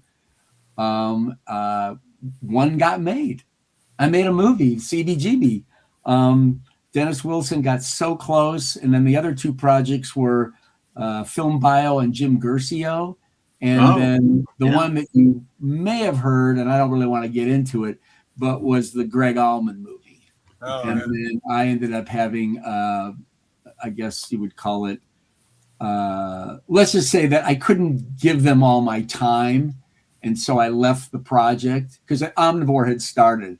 And then they decided to shoot the movie. And then there was an accident on the very first day.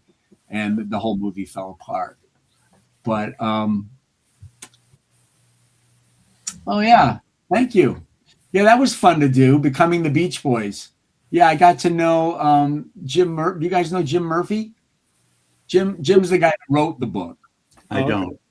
And I told him at the time, Becoming the Beach Boys was a record that Omnivore did, where it was basically all of the Hype Morgan sessions, Right.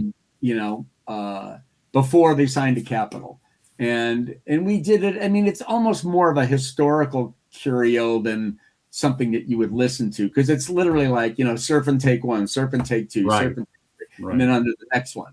But for historical purposes, I think it was a really important release. Well, there was this guy that maybe, I don't know, 6 or 7 months before that this project came to me, had written a book called Becoming the Beach Boys. And I knew David Leaf. I mean, David's actually one of my older friends. He's been a guest on our show. Yeah, in fact, I just had breakfast with him last week. But I told Jim Murphy, the guy that wrote Becoming the Beach Boys, that I thought his book was as important as David Leaf's book. But it just covered, it was like 350 pages on, Brian is Born to, Surfing Safari, right? But he uncovered such incredible, the research he did, was like I like to say now, it was Hickey-like, because that the 500 songs guy, his research is impeccable. Yeah. But I reached out to Jim and I said, just cold call him. Hey man, I don't know who you are. Your book is amazing. Could you abridge it a little bit for me? Write liner notes, and because this is what I'm doing. And he was great, and that was a lot of fun. I'm really bummed. There was never a picture of the Beach Boys with Al Jardine at that stage in their career for years. True. I hadn't thought of that, but you're right. And then I put out the record, and it really bummed me because we had to use a picture that everybody's seen a million times, and it just. And about, I don't know, I would say 2 years ago, but it's probably been 6 with COVID. Somebody found in a local newspaper a very rough, grainy photograph of the Beach Boys during that Hype Morgan era. It showed up. I think it was like in an Oxnard newspaper. And even though it was horrible resolution and everything, I think we could have figured out a way to, doctor it up to make it. And that's my only really regret about that project, is that I didn't get the cover that I really wanted. Well, doctor it up now, because you never know. Have it ready to go when you can put that project together.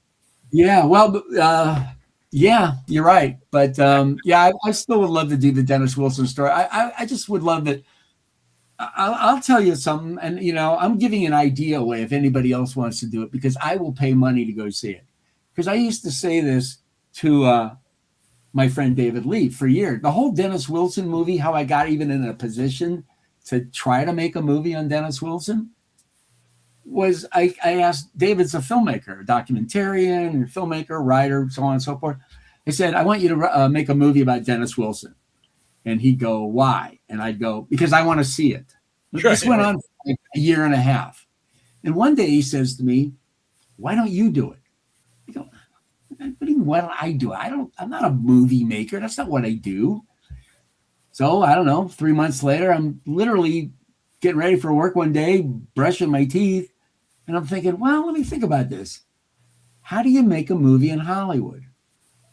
Okay, well, the first thing you do is you say you're a producer.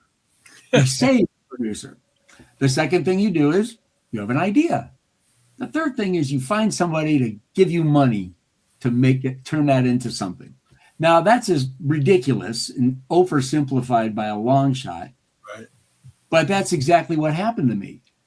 But what the fourth part that I didn't say was, but I knew it because of what I did for a living, was the fourth part about making a music movie is you got to get control of the music. So after that morning when I decided, okay, well, the first thing I got to do is find out who owns Dennis Wilson's publishing and make a deal.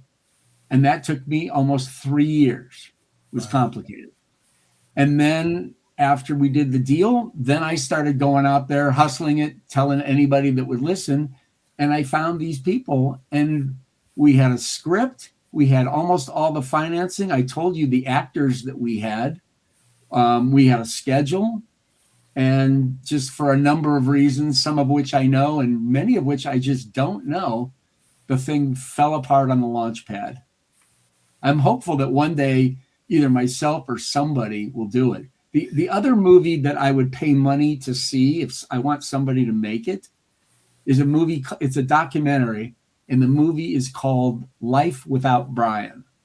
And the movie starts when Smile falls apart, and the movie ends when Endless Summer goes #1. And it's about a band that is in the shadow of one of the greatest composers of the 20th century and has to learn how to recreate themselves as not only an entity that continues to play live music, but continues to make music. Yeah. And they do so, and they get to that point where they're right on the edge of, like, after Holland, that next album, right? And then they got, all of a sudden now they're playing arenas, and then they're playing stadiums, and the money and the fame, and Brian is back, and then it just turned into what it turned into. I mean, they still made some good music. I love the We Got a Groove box. I was going to ask you about that, and of course we met at that event. That was the first time we met in person. Right.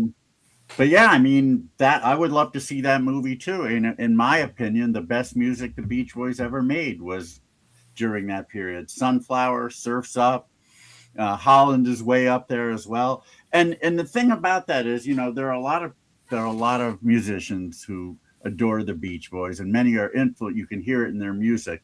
But the one period that I think, and I know bands love the Sunflower, Surf's Up, Holland period, but that is one period that there are very few bands who have ever been able to imitate or even, display reasonably skillful influences. It's impossible. You can't copy it. Right. You just can't. Pet Sounds. There have been tons. As great an album as that is, there have been tons of music that has imitated Pet Sounds, and a lot of it's really good. But Sunflower, Surf's Up, Holland, the closest band that's done to me that has done at least a reasonable job on it is the Explorers Club. Right. But even they, even they didn't quite get it. I'll tell you something that Wyatt's podcast made me realize, and I never thought about it before. But obviously, those from inception to, let's just say, the end of '65, Brian Wilson was the man. We saw him develop and grow. Then Pet Sounds is the pinnacle. Smile would have been another pinnacle, but Smile doesn't sound anything like Pet Sounds. No, right? Not at all. Not at all. Good Vibrations, right? I mean, it boggles the mind that the band has their biggest single ever, and the record company can't give the guy any support. That was the difference between the Beach Boys and the Beatles. The Beach Boys had no support. Forget about it was the family, the friends, and the label. They didn't have a manager that could take care of them the way Brian Epstein did, even though he made mistakes. They didn't have a George Martin. Brian was doing everything else, right? Yeah.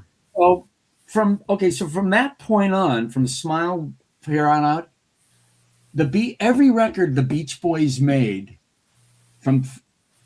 was completely different than the one they made before. Well, Wild Honey stands out. Wild Honey stands out as the most different. No one would have predicted that. And, a lot of people were lamenting that Smile, hadn't come out at the time. And I always say, I'm damn glad it didn't, because had it come out, we never would have gotten Wild Honey. And now we have both. That's interesting. That's one of the great conversations, right? Because we'll never know. We'll never know what it was like for Surf's Up and Strawberry Fields Forever to live contemporaneously, right? Yeah. But nobody gives the credit to the Beach Boys. In 1968, when you've got John Wesley Harding, the White Album.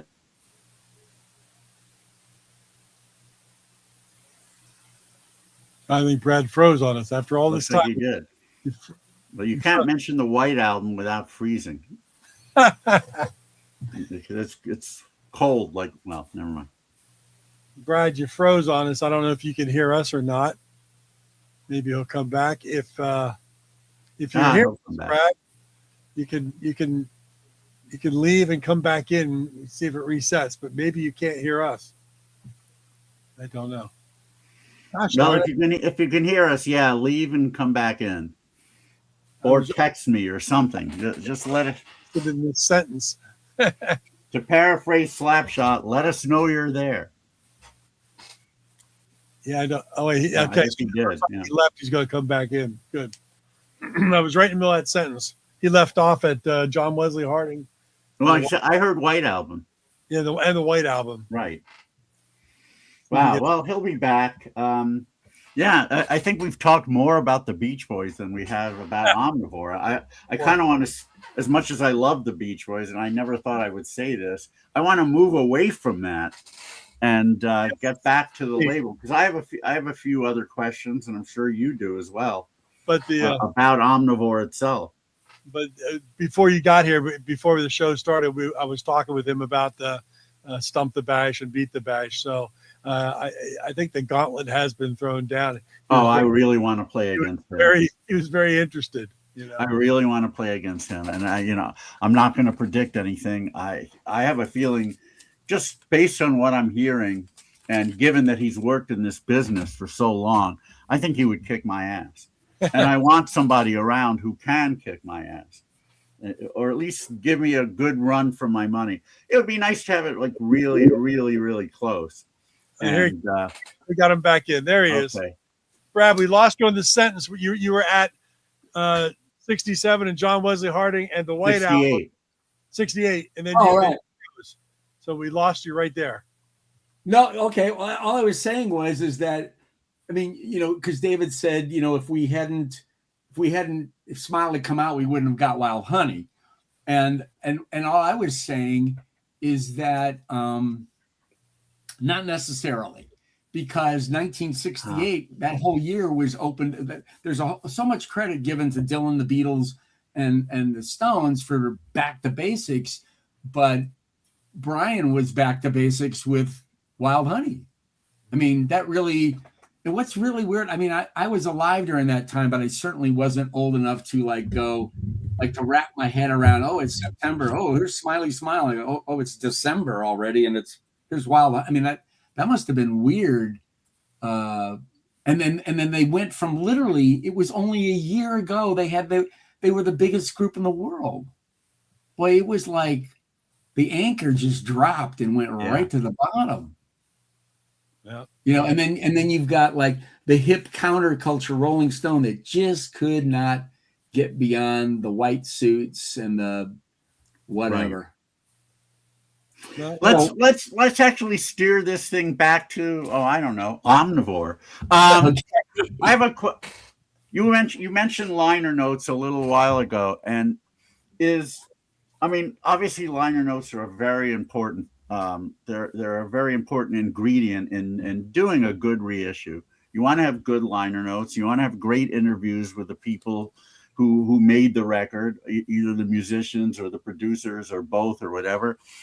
In making a decision as to whether or not to release something, is whether or not the people involved with the release, whether or not they're still alive, whether or not they're even willing to be interviewed. Does that, if it turns out that they're not, does that become a complete deal breaker in terms of releasing something? Well, I mean, most of the records we've done, we want some kind of cooperation. If the artist is living, we want a cooperation with them. And obviously, if somebody doesn't want us to do something, because we don't want to put out a record and then have the artists themselves either not support it or even worse, badmouth it. Well, maybe it might be a situation where, go ahead and put out the record. I'm fine with it. I just don't want to relive that period or whatever. I mean, has that ever happened?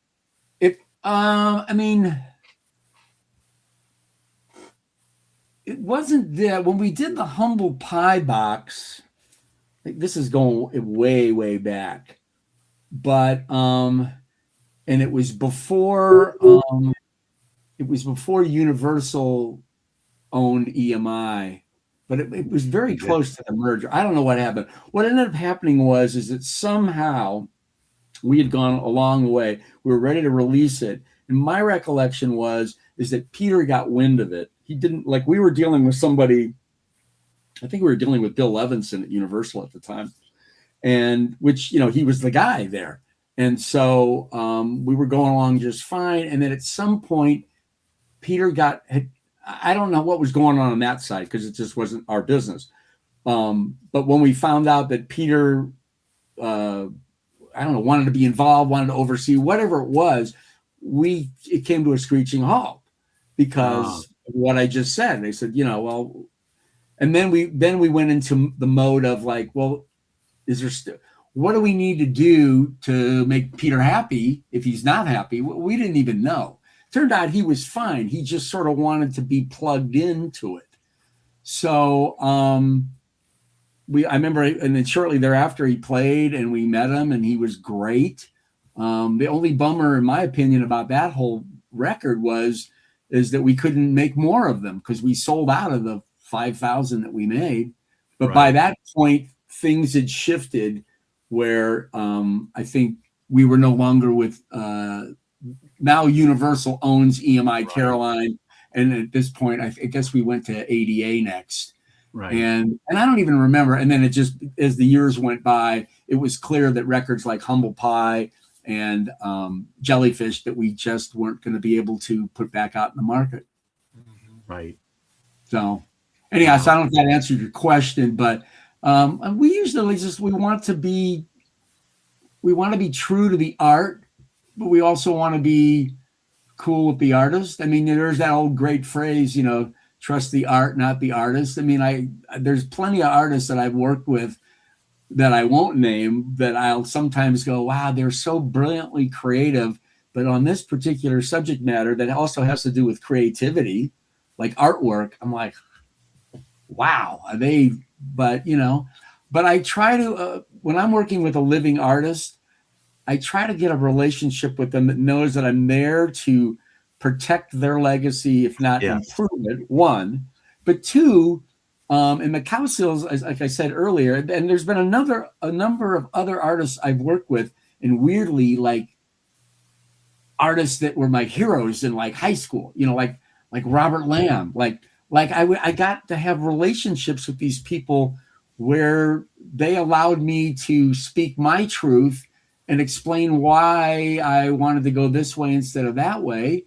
And most of the time they either agreed with me or we found a place to compromise.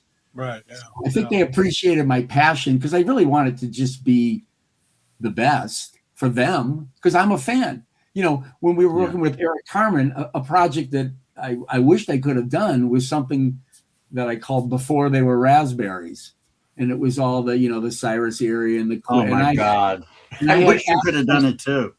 I had access to. Well, I'll tell you, this is an interesting story about how this label works. I'm trying to remember how I met somebody that like had access to live Cyrus Erie recordings, and I don't know what it was. I had met with Eric. I had been sending him ideas over a period of time. When I went to meet with him, he was working in the studio with the Wondermints guys when they were doing that track Brand New Year, which was the last brand new Eric Carmen song that was included on the Essential Eric Carmen that he put out.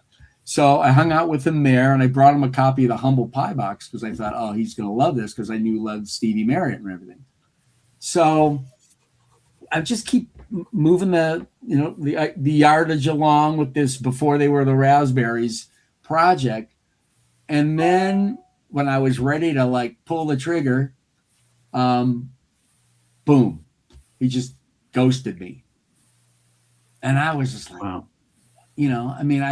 I didn't take it personally, but I realized I got really close. Like now you have to make a decision.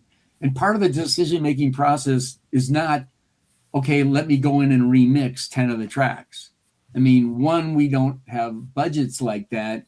Two, I mean, I get where he's coming from, but that's not what the fans want. And I don't think that's what it should be. You know, but we can talk about like remixing everything else that they do now. That's a whole other conversation. Just for this, we weren't at that place. So he ghosted me. And I didn't take it personally. But I'll tell you what I did. Every time we put out a record that I thought he might think was cool, like Big Star, whatever it was, wasn't every release. Every once in a while, I just read, hey, Eric, here's some new things we just did. Thought you'd dig them. And I did that for about 2 years. So one day the phone rings. Eric, I get a message. Hey, Brad, it's Eric Carmen. I haven't talked to the guy in like 3 years now. I've been sending him music, but ghost. Hey, Brad, it's Eric Carmen. I got something I think you're going to like. And I'm like, it worked. So I call him up and I'm like, this is great, blah, blah, blah, blah, blah. And then he goes, I go, well, what is it? He goes, it's a live album from our last tour. And my heart just went, I know. Yeah. Because they did a live album. Right. And we'll get to that in a second. Right. Yeah. And I was like, okay, but I'm thinking like to myself, okay, don't be an idiot. Eric Carmen just called you up and said he's got something. I go, well, what, you know, can I hear something? He sent me 3 tracks. The first track was I Want to Be With You. And all I can tell you is from the downbeat in, I was in. It sounded amazing. Like, good. This was not the live album that came out on Ryko disc that I heard. This is right. Like the band was alive. They were electric. Now, I'm not going to take pot shots or whatever I know or don't know about why the other album wasn't to my liking, but this thing was awesome. And I'm so glad we put it out. He was incredibly happy with it. I will not get into the conversation about the artwork or the original artwork because that was a whole other conversation for another show after hours. But it was a pleasure of my life to work with one of my heroes. I'm not going to say I was an equal by any shot, but I was one of the heads of his record label, and he treated me with respect. He had opinions, and I didn't always agree with his opinions, but I felt like I could tell him respectfully when I did. Like, I remember he crushed me when he told me, and this is Nerd City, but you guys will appreciate this. Like, that track Someday that was the B-side. I love Someday. I like it better than anything on that album. So he says to me, we're talking about that period. He talked to me about why Boats Against the Current with Gus Dudgeon didn't come out. That was a very interesting conversation. But we're talking about Someday, and he says, I said, oh, I love that B-side. He said, I hated that mix. And I'm thinking, no, I hated the mix on the Change of Heart.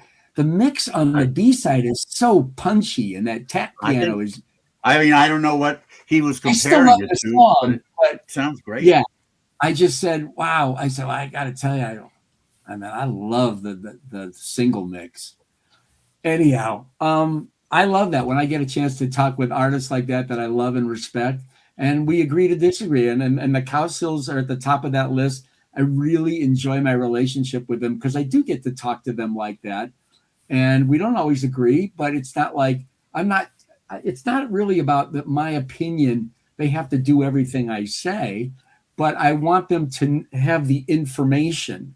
Like if I say, like, if you do this, this is what I think will happen and why that isn't a good idea. If they still want to do it, then I have to decide, do I want to do it?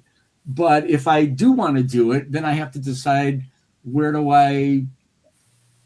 okay, it's a give and take process. It's at the end of the day, my name might be on it and Omnivore Recordings name is on it. But at the end of the day, it's the artist's name on the cover of records.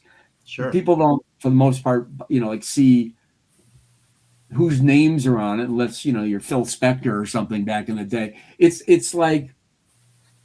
Eric Carmen, or it's the Raspberries, or it's, Robert Absolutely. Lang. The artist America. comes first. Yeah. So we've kind of run into that a little bit with we love, one of the reasons we love doing this show is we've always said we love to archive the stories, and we like to, and we've done a lot of artists, the stories haven't been told in a very long time. But we have run into those who've told us, I don't want to relive anything. I don't want to have a conversation about it. And they just won't do it. And you respect, you respect it. You wish you could, because no one's talked to them in 30 years. But, sadly, when on the other hand, one of probably the most gratifying thing that's happened for me through doing this show, I was a huge fan, was and am a huge fan of the album by Fringe Benefit that came out on Capricorn in 1977. Yeah. I read about it in Billboard at the time. The review looked like it was right up my alley. I bought it, and lo and behold, they were right. We had, I don't know, one day I had a wild hair, and I said, I want to find the main guy in the band Fringe Benefit. But his name was John Jones. I said, how the hell am I going to find John Jones? Well, I got a referral to him, and he was really happy to hear from me. I told him how much I loved the record. Their cover of Leonard Cohen's Suzanne is just beautiful. Wow. And they do originals too that are, in a similar vein. Anyhow, we got him. We actually got him on the show. Mark and I interviewed him, and at the same time, we said we would love to see that record come out on CD. It was originally on Capricorn. He said, "Well, so would I." I said, I know someone who might want to put it out, and that someone I knew is Ray Gianchetti from. We both know him very well from Cool Cat Music. And lo and behold, he did put out the record on CD. And now, I feel like I'm a big part of that, because I made the connection. And that's the kind of stuff that sometimes happens from doing these shows. Indeed. And every pop fan I know should really love that record.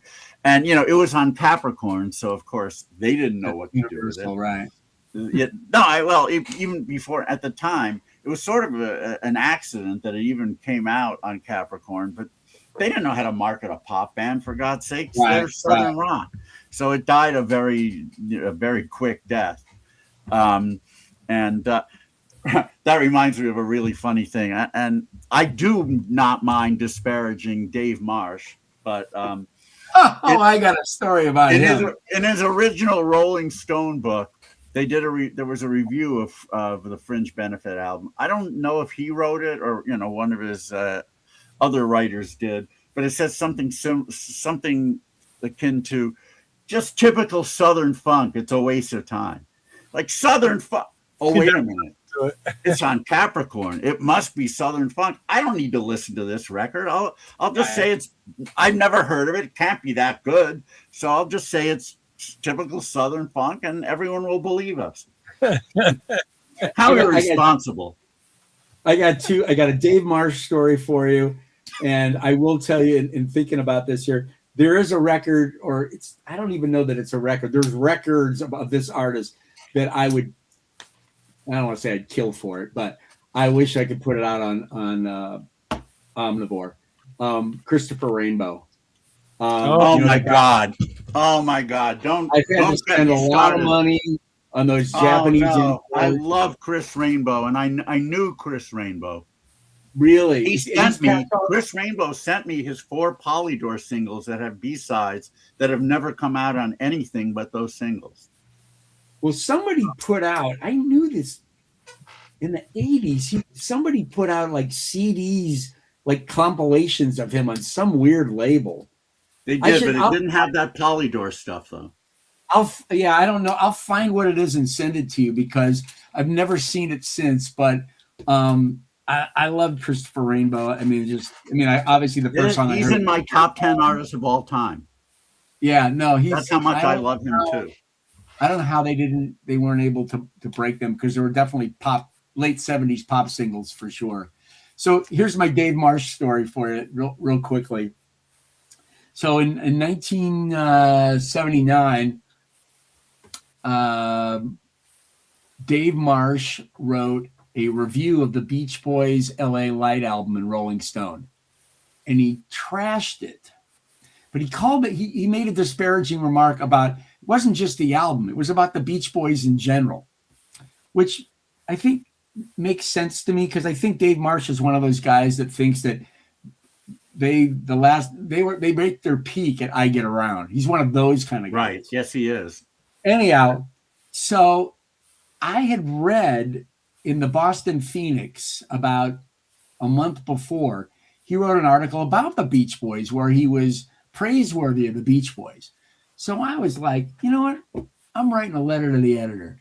And it was a very simple letter. I still have this copies of this.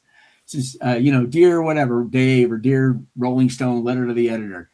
In this article, you said that the Beach Boys were this, and then a month earlier, you said they were this.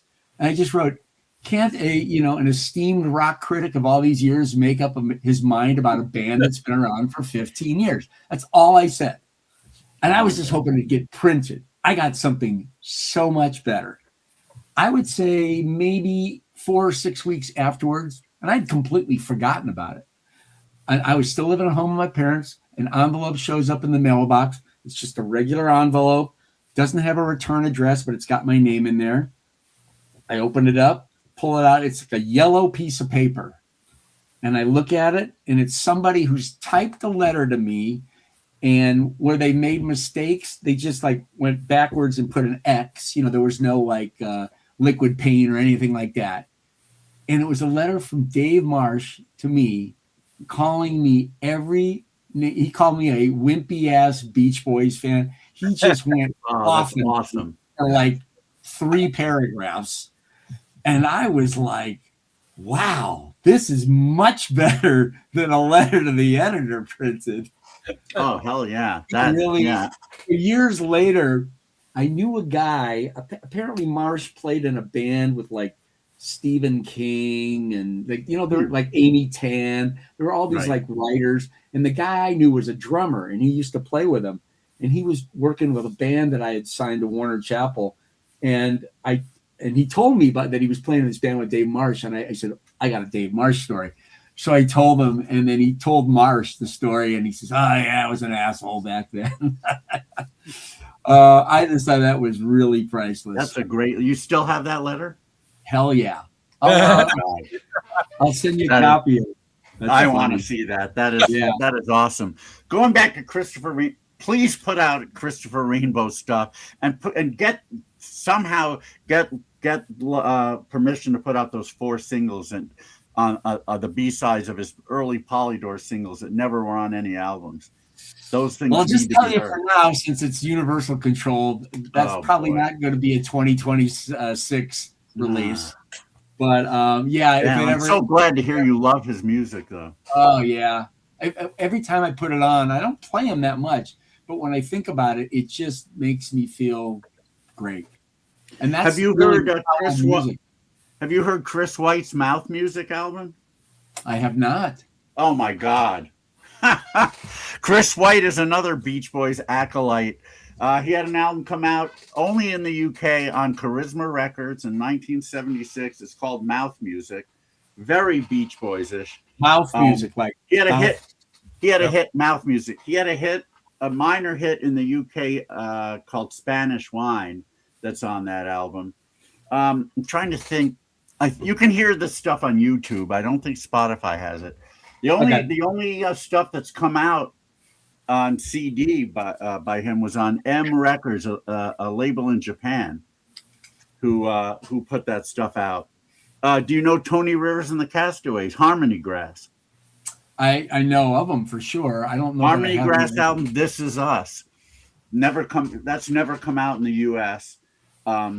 They had a minor hit in the UK with Mama Cass's Move In a Little Closer, Baby. Huh. But there's some songs on that album that are so Pet Sounds-ish, like I've Seen to Dream, for example. Right. You need to hear This Is Us by Harmony Grass. I have so many Beach Boys influence acts that you probably know some, and some you don't. I'll have to tell you about. Probably a lot I don't know, and I'll tell you why. Christopher Rainbow notwithstanding, I'm not always a shoe-in for, like, when somebody tells me, well, the first example was the most recent example was the Lemon Twigs, and we did a we did a Ronnie Diodario record. We had Ronnie on a few weeks ago on the show. I've known Ronnie since 1993. Wow. Well, when the Rock Club came out. When people say to me, because they knew, like, people from grade school knew that I was a Beach Boys freak. Whenever anybody says, like, most people, if they hear like somebody do a falsetto, they'll be like, "Oh, you're gonna love this group," because it sounds like the Beach Boys. And I'm really hard critiquing acts that have this sort of Beach Boys influence, because to me, it's always about the songs for me, right? But I don't like a lot of those. There has to be something original about it. So I put off listening to the Lemon Twigs for a long time because that's what everybody kept saying. But it's not true. Well, you're right. Case. So I get this record, the Ronnie Diodario record is not even their music, but they're the band. So I put this record on, quite frankly, expecting to just kind of go, and I was like, whoa, this was great, And so the manager just sent me all their other records on vinyl recently, which is, I can't wait to get into it. But I'm late to the party on that one. Yep. Yes. But when I said it's not true, Brad, what I meant was it's not true that it's a Beach Boys cop. Just trust me on this. I'm not your typical Beach Boys lover, as you can tell. And when I say something, I mean, there are a lot of Beach Boys influenced music that I own. And you're right. Some of it, it's got the trappings, but it doesn't have the substance. Trust me when I say that Harmony Grass and Chris White do. Okay. And there are a few others that I can. Again, I'm not one of those. Oh my God, you're right. There's that Brian Wilson falsetto. It's great. No, it takes a lot more than that. It takes the song, as you mentioned. Well, but now I'm going to. Rainbow has them too. Yes. Now I'm going to contradict myself a little bit. This whole, Wyatt Funderburg's Sail On podcast, what it's made me realize in going down the Beach Boy rabbit hole these last few months, and this is just my opinion, I don't think Brian Wilson's greatest talent. I mean, he was talented in all different ways, nines or tens. So I'm not putting him down for his songwriting or his producing, because clearly he's written some incredible music and he's produced some incredible records. But this Sail On podcast gave me an understanding and an appreciation that I think his real genius was arrangement. And I don't think that gets talked about. I always believe you do have to have a great song, but a great song doesn't mean it's going to be a great record. Right. And a great record doesn't have to be a great song. I mean, there's just certain elements. He was able to do both, but I think his arrangement skills, I don't think the Beatles had that at all. I think that's what makes right. I have had more respect for Brian Wilson than I ever thought I could after listening to the Sail On podcast and going on the deep dive with them. Because believe me, I'm telling you, I listened to 92 episodes, and some of them were like 90 minutes to 2 hours. But LA, you can do that. You got to drive around every place. Like, here's a 45-minute drive. I'll listen to half a podcast, You're right. Anyhow, I've probably been gone past the limit on this one, but we have no limits. But let's bring it back to Omnivore once again, if we can. That, yeah. Now, I know you're probably going to say Universal on this too, but given the Cowsill stuff that you've put out, one thing that needs good reissue so much is the We Can Fly album, which is my favorite Cowsills album. As you know, I'm sure Collector's Choice put it out on CD about 15 years ago, and I have no disparagement of Collector's Choice. They put out some marvelous reissues, but this one was a train wreck. Number one, the songs are not in the right order. Why? God only knows. But again, as you say, as a label person, there's always a reason. So I'm not going to say it's because they're stupid. I'm sure it's something else. The other thing, though, is somehow the mastering got out of phase. And if you listen to it with headphones, it's just complete gobbledygook. Wow. If you listen to it on regular speakers, it's passable. But yeah, you put headphones on. Is there a way that Omnivore can reissue that album properly? Or is that universal? Well, it's universal. I mean, I had hoped when the Cowsills, when we started having an arrangement with them, one of my early things was, okay, we'll do this new album. They had two, like, quote unquote, Cocaine and Global weren't unreleased per se, but they were never properly released. Right. And I will tell you, I still have at least 2 and maybe 3 to 4 other projects I'd like to do with them. And I have a meeting with Bob this week. Okay. Tell him I said hi, please. I absolutely will. But part of my dream was like, wow, let's go back in and redo the entire Cowsills catalog, because why not? But unfortunately, it's for now. Not for now. I don't see how it will not stay at Universal, but they're content with putting out like probably a best of, because I know whenever I see the band on tour, they gratefully they buy a lot of our releases, and they sign them, and they're great. I don't know if anybody's been to the Happy Together tour, but in my personal opinion, I know I'm a little biased, but I think they're the ones that, I said to them last time I saw them, I said, and they opened the show. I said, you guys should close the show. And they're like, no, we love opening the show. And you know what? When I thought about it, it's like, yeah, they get you in the mood like that. Right.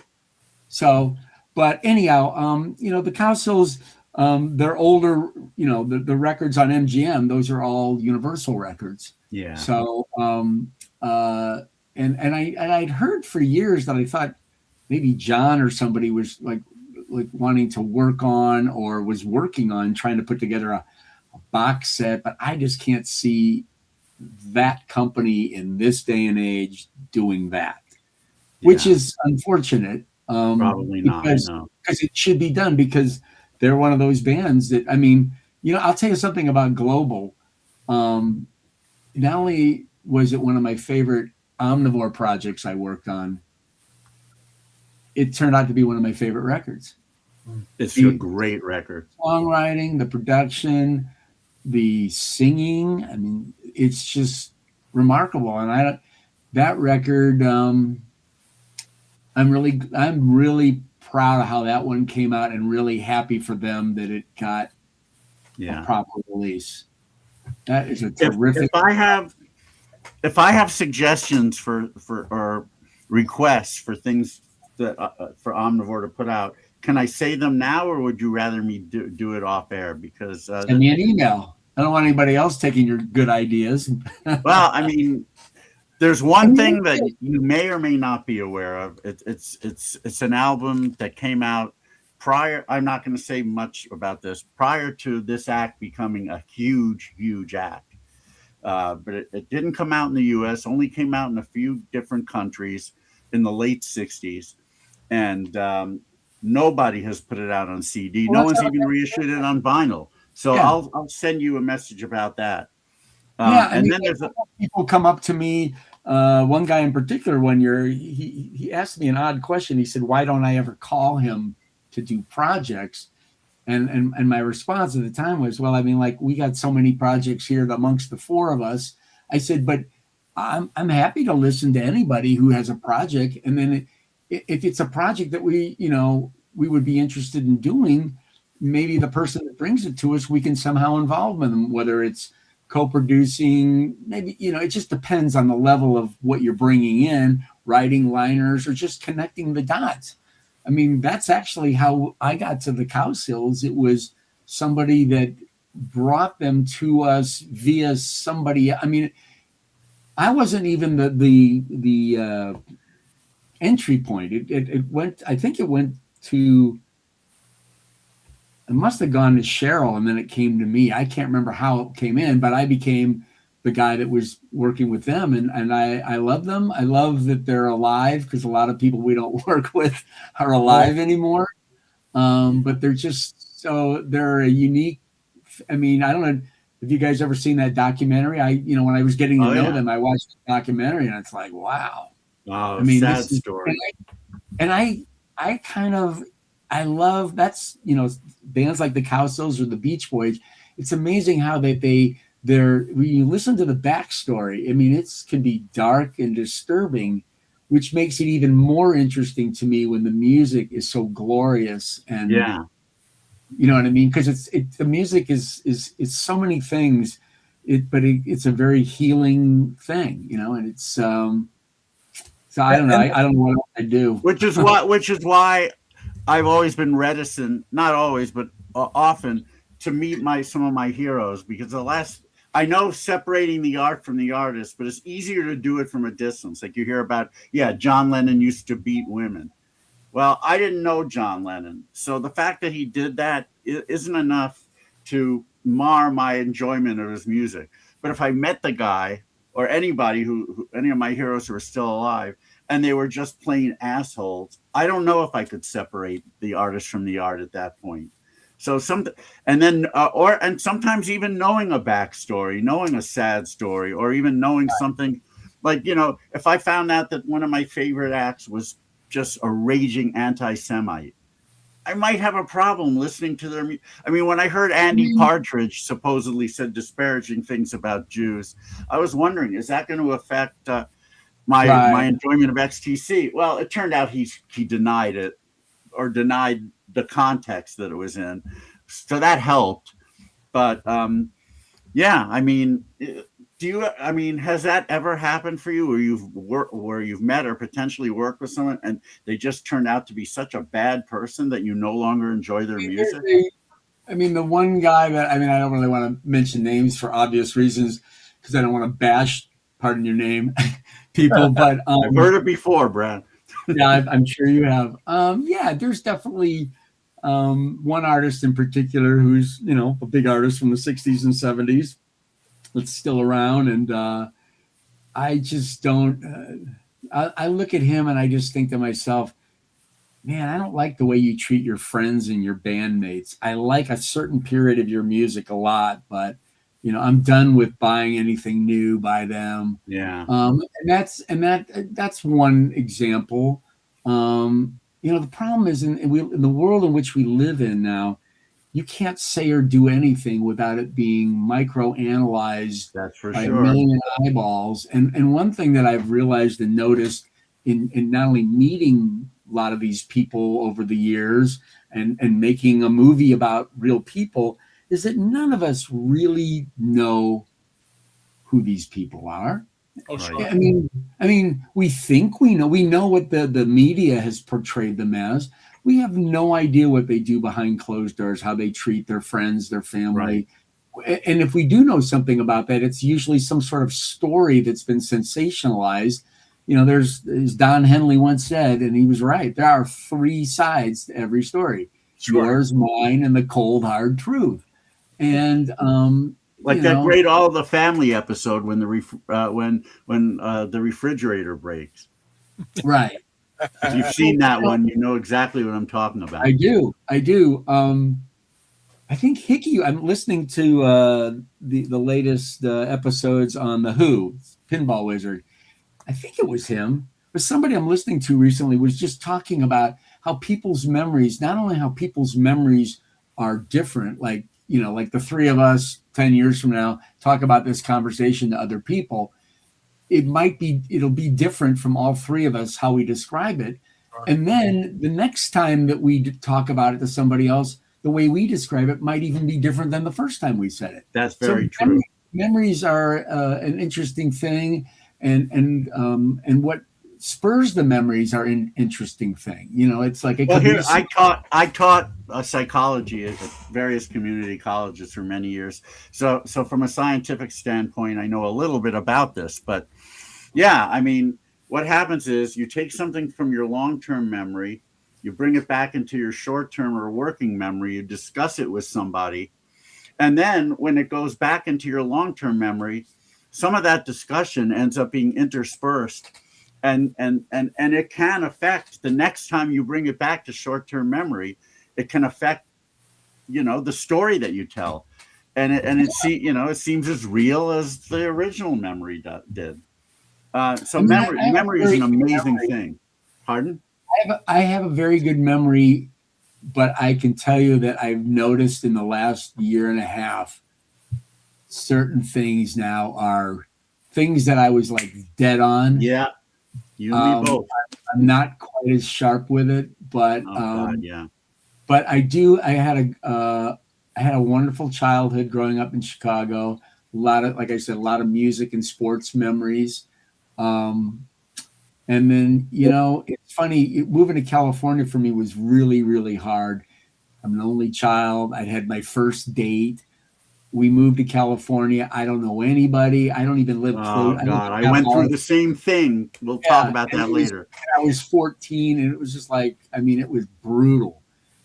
But you know what? I realized, I even knew it then, but I couldn't funnel it up. But I mean, I do believe certain things are fated, or like I knew I had to be in the music business in some way, shape, or form. Now I don't like to call it the music business, because I don't, you know, I like to be involved with music. You know, if I was 22 today, I don't know how I would be interested in being in this business, because I don't really think it's about music anymore. It's about branding and analytics and data, and that's just not what I'm interested in. You know, it's like baseball now. You know, they got statistics for baseball. Like, I don't know what they mean, and I don't care. I mean, I'm still runs, hits, and RBIs and homers and batting. I have to admit, I was a member of Society for American Baseball Research, so I am very statistically minded. Saber, yeah, I'm very. And when I used to read Bill James and Pete Palmer. I had all those books, but I think he's the guy that made it. I couldn't read it anymore. It was like reading another language. Who Bill James? Yeah. I guess I was always very good in math, so I guess I got it. I'm horrible. But now, I mean, you know, there's war, but of course there's so many other micro stats, and yeah, it does get to a point where it's the law of diminishing returns takes over, and it's like, to know what, you know, to have to know what somebody hit against lefties in June when there's a full moon, and to try and extrapolate from that, or what somebody's zone rating is when it's 50 degrees as opposed to when it's 70 degrees. Sometimes you know, that's a bit useless. So I'm watching the Cubs Dodgers game on Friday night with my girlfriend on Apple. Like, I don't get Apple. She's got Apple now. Right. And every pitch in the lower right-hand corner, it says, like, you know, whoever's up, it's like, you know, he has a 20% chance of, you know, getting an RBI or getting a, and I'm like, I don't care. It's no. And then she looks at me and she says, well, you know what that's for? I go, I don't know, but I don't like it. She says, it's for the gambling business. And I'm like, she's right. People gamble. You know, I hadn't even thought of that, but she is right. They're gambling in real time on their cell phones as things are happening, and you can get your bet in on. Right. You know, so it's all to me. How I compare that to music is as much as I love Record Store Day, and I love color variants. Record Store Days turned into an opportunity for people to flip records at 5 times. Oh God, Brad, it's been that way for too long, and I hate those are the people that I hope get covered with honey, and then someone pours ants on them. I hate those people, those scavenging bastards. Yeah. There was one other thing that drives me nuts about I forgot what I was going to say, but it was the flipping the records it drives me nuts. I can't remember what it was, but it's just, they take the fun out of it. Yeah. Oh, the color variants. Like, look at, I want to be, here's a good one. I was so excited when I got David Cassidy's The Higher They Climb on blue vinyl promo. Yeah. Right? I was like, whoa, But now, and if David Cassidy was alive today and it was like 1971, so he would, be huge, his new album would have 9 different colors. Sure. And on 3 or 4 different record stores based miles from me that I don't even know exist. That's not fun collecting. I want to know what I'm collecting. And really, I'm going to buy 9 different colors of McCartney 3? No, that's not fun. Nope. I only have 4. No, I don't even have 4. Well, no, but I mean, it's like, I don't know. I love collecting. No, I get where you're coming from. And I used to tell my friends, because they think I collect too much. And if you saw the mobiles I have in my office here, I love collecting like the ephemera from the 70s. Oh, man. Yeah. But I used to say, there's loving music and there's collecting music. And they're really 2 different things. But they can be, yeah.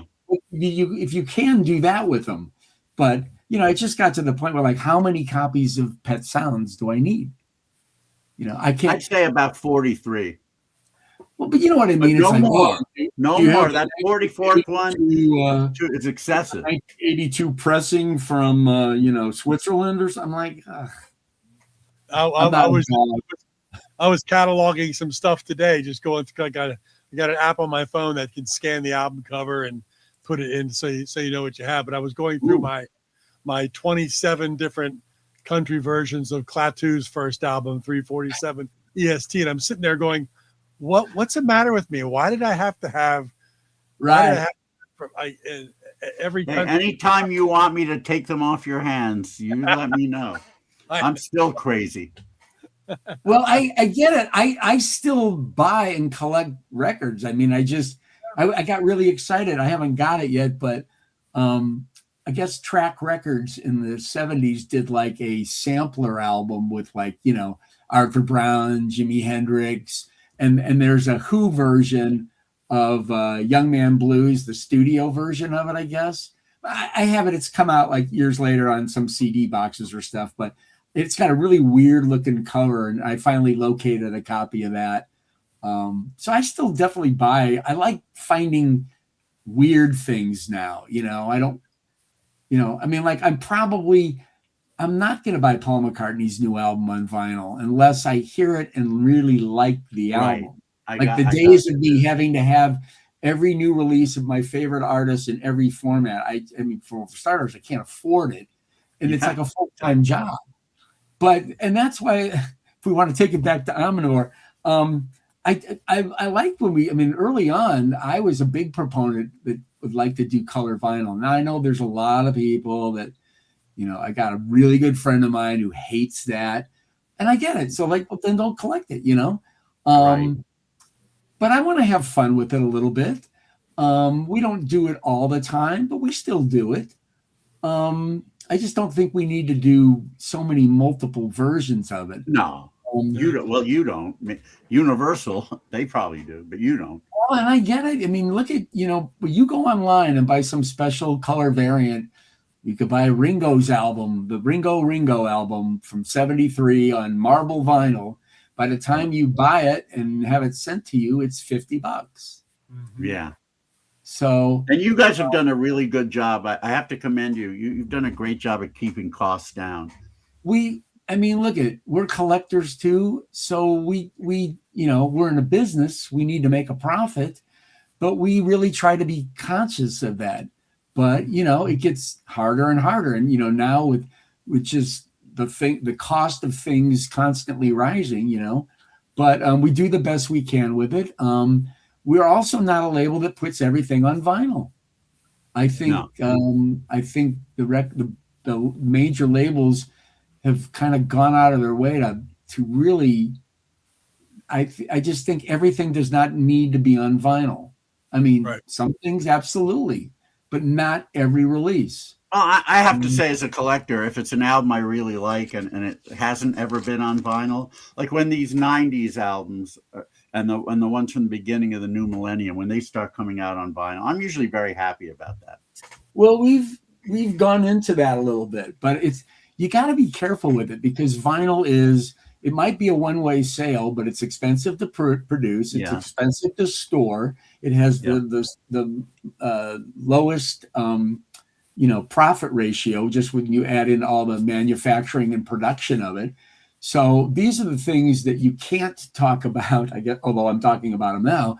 But when you're running a label, you have to be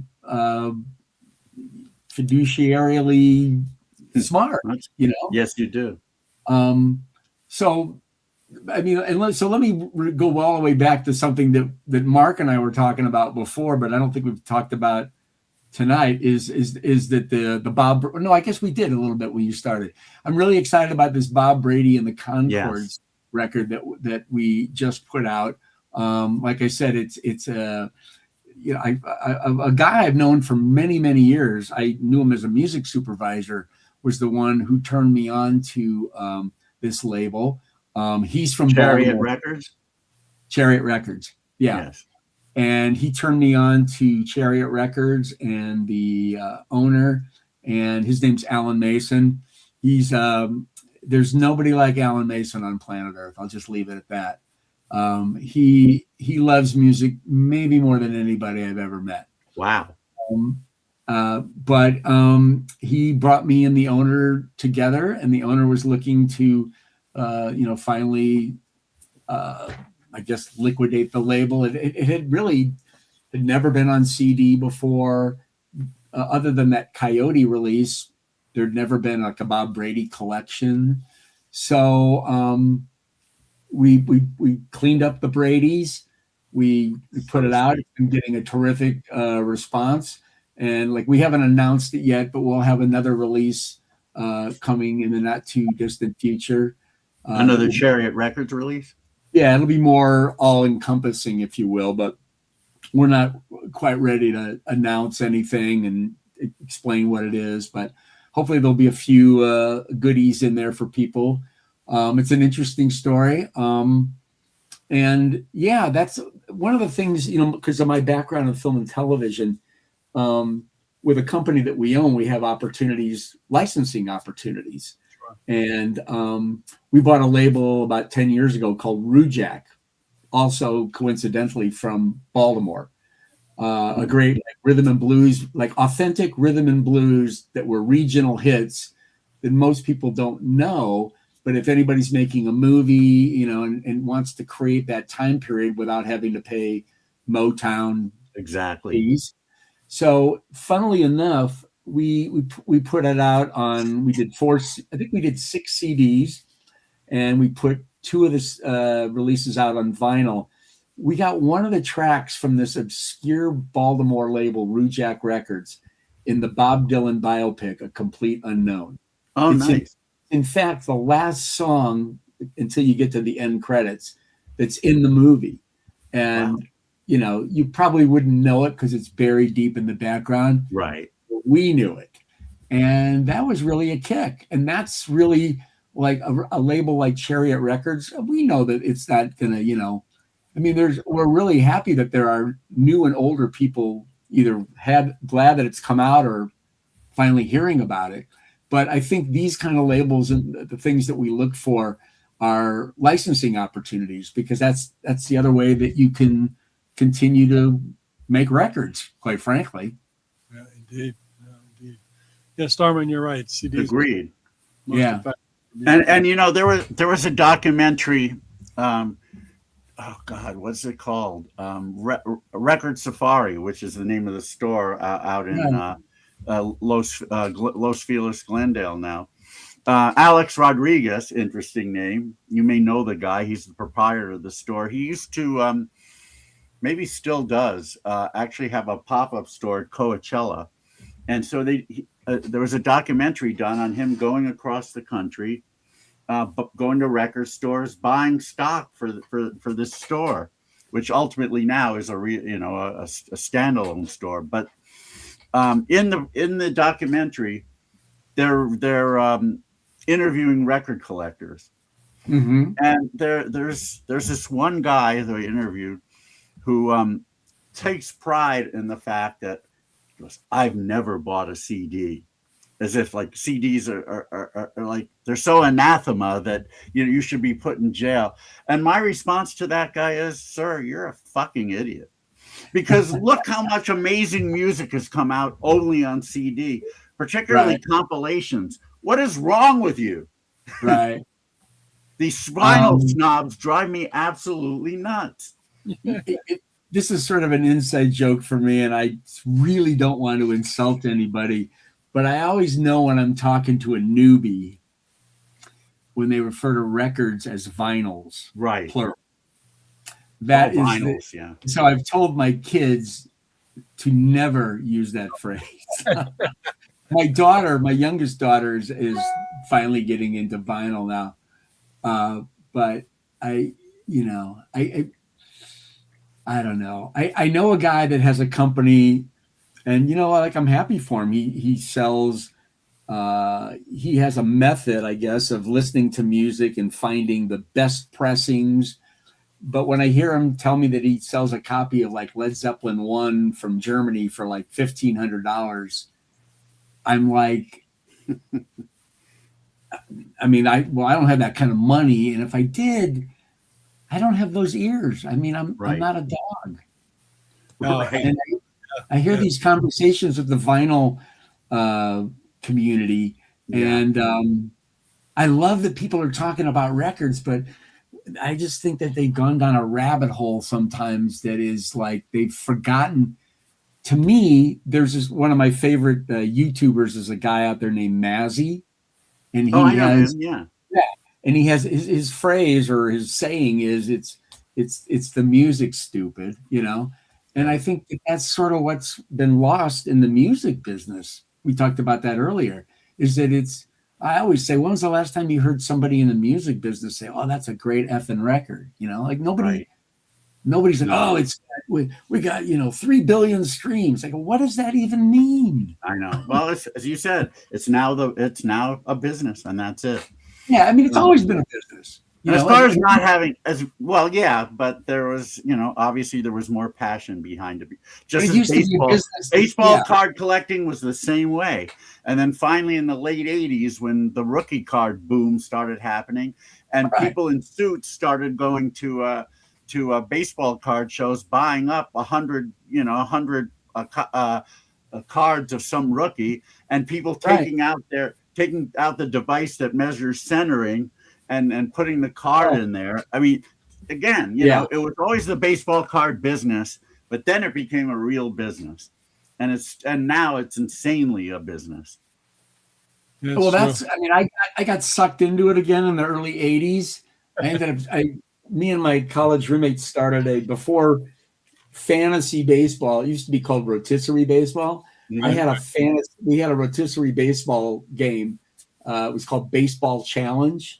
We had people playing in every state in the United States and in 6 countries. People would play this computerized game with us, and I did that for about 5 years with him. And then you could just see it just started, and once you got gambling involved with it, and then but it was fun early on because it was like you'd go to ball game. And I remember Juan Samuel was one of my guys because he got lots of doubles. Yeah, remember him? He's on the Phillies. Oh, I remember Juan Samuel. Yeah. Bill James used to say about him, "What can you do with him?" Because he didn't fit in any particular cat. He had strengths and weaknesses, and you had to deal with both. Right, but I love that aspect of going to a game and maybe not rooting for the Phillies, but rooting for Juan Samuel to go 4 for 5. Right, Sure. Oh yeah. Right. Yeah. So I did that for a while, and that was fun. But now it's just like, think about it. Like gambling was so taboo, and now it's just so. Yeah, baseball embraces it now for sure. All sports, and so let's put Joe Jackson in the Hall of Fame now already. Okay, baseball is now saying gambling is. But quite frankly, I mean, like, I just don't bother putting Pete Rose in now because even though he deserves to be in, it's just like, really, you're gonna put him in now? Well, that's another. I mean, you and I could, I'm sure, and Mark could certainly talk about baseball forever. But the idea of like waiting until a guy dies to put him in and not allowing him to have the honor. Ron Santo and as a Cubs person, that is the most egregious one. I mean, he always deserved to be in the Hall of Fame. He's one of the best third basemen to ever play Major League Baseball. And not only that, but Go ahead. Sorry. No, and what a champion for the game he was. And they don't vote him in until he's dead. I mean, can you imagine Ron Santo delivering a Hall of Fame speech? You know how much joy there would have been in that? Well, I got to tell he was my favorite. Him and Ferguson Jenkins were my favorite players in the Cubs as a kid. I got a chance to meet Ron Santo because his son was a filmmaker and did a documentary on him called This Old Cub. And I got a chance to meet him. And how I met him was the Cubs were in town for a day game. And I was able to take my parents and my 10-year-old son to Dodger Stadium.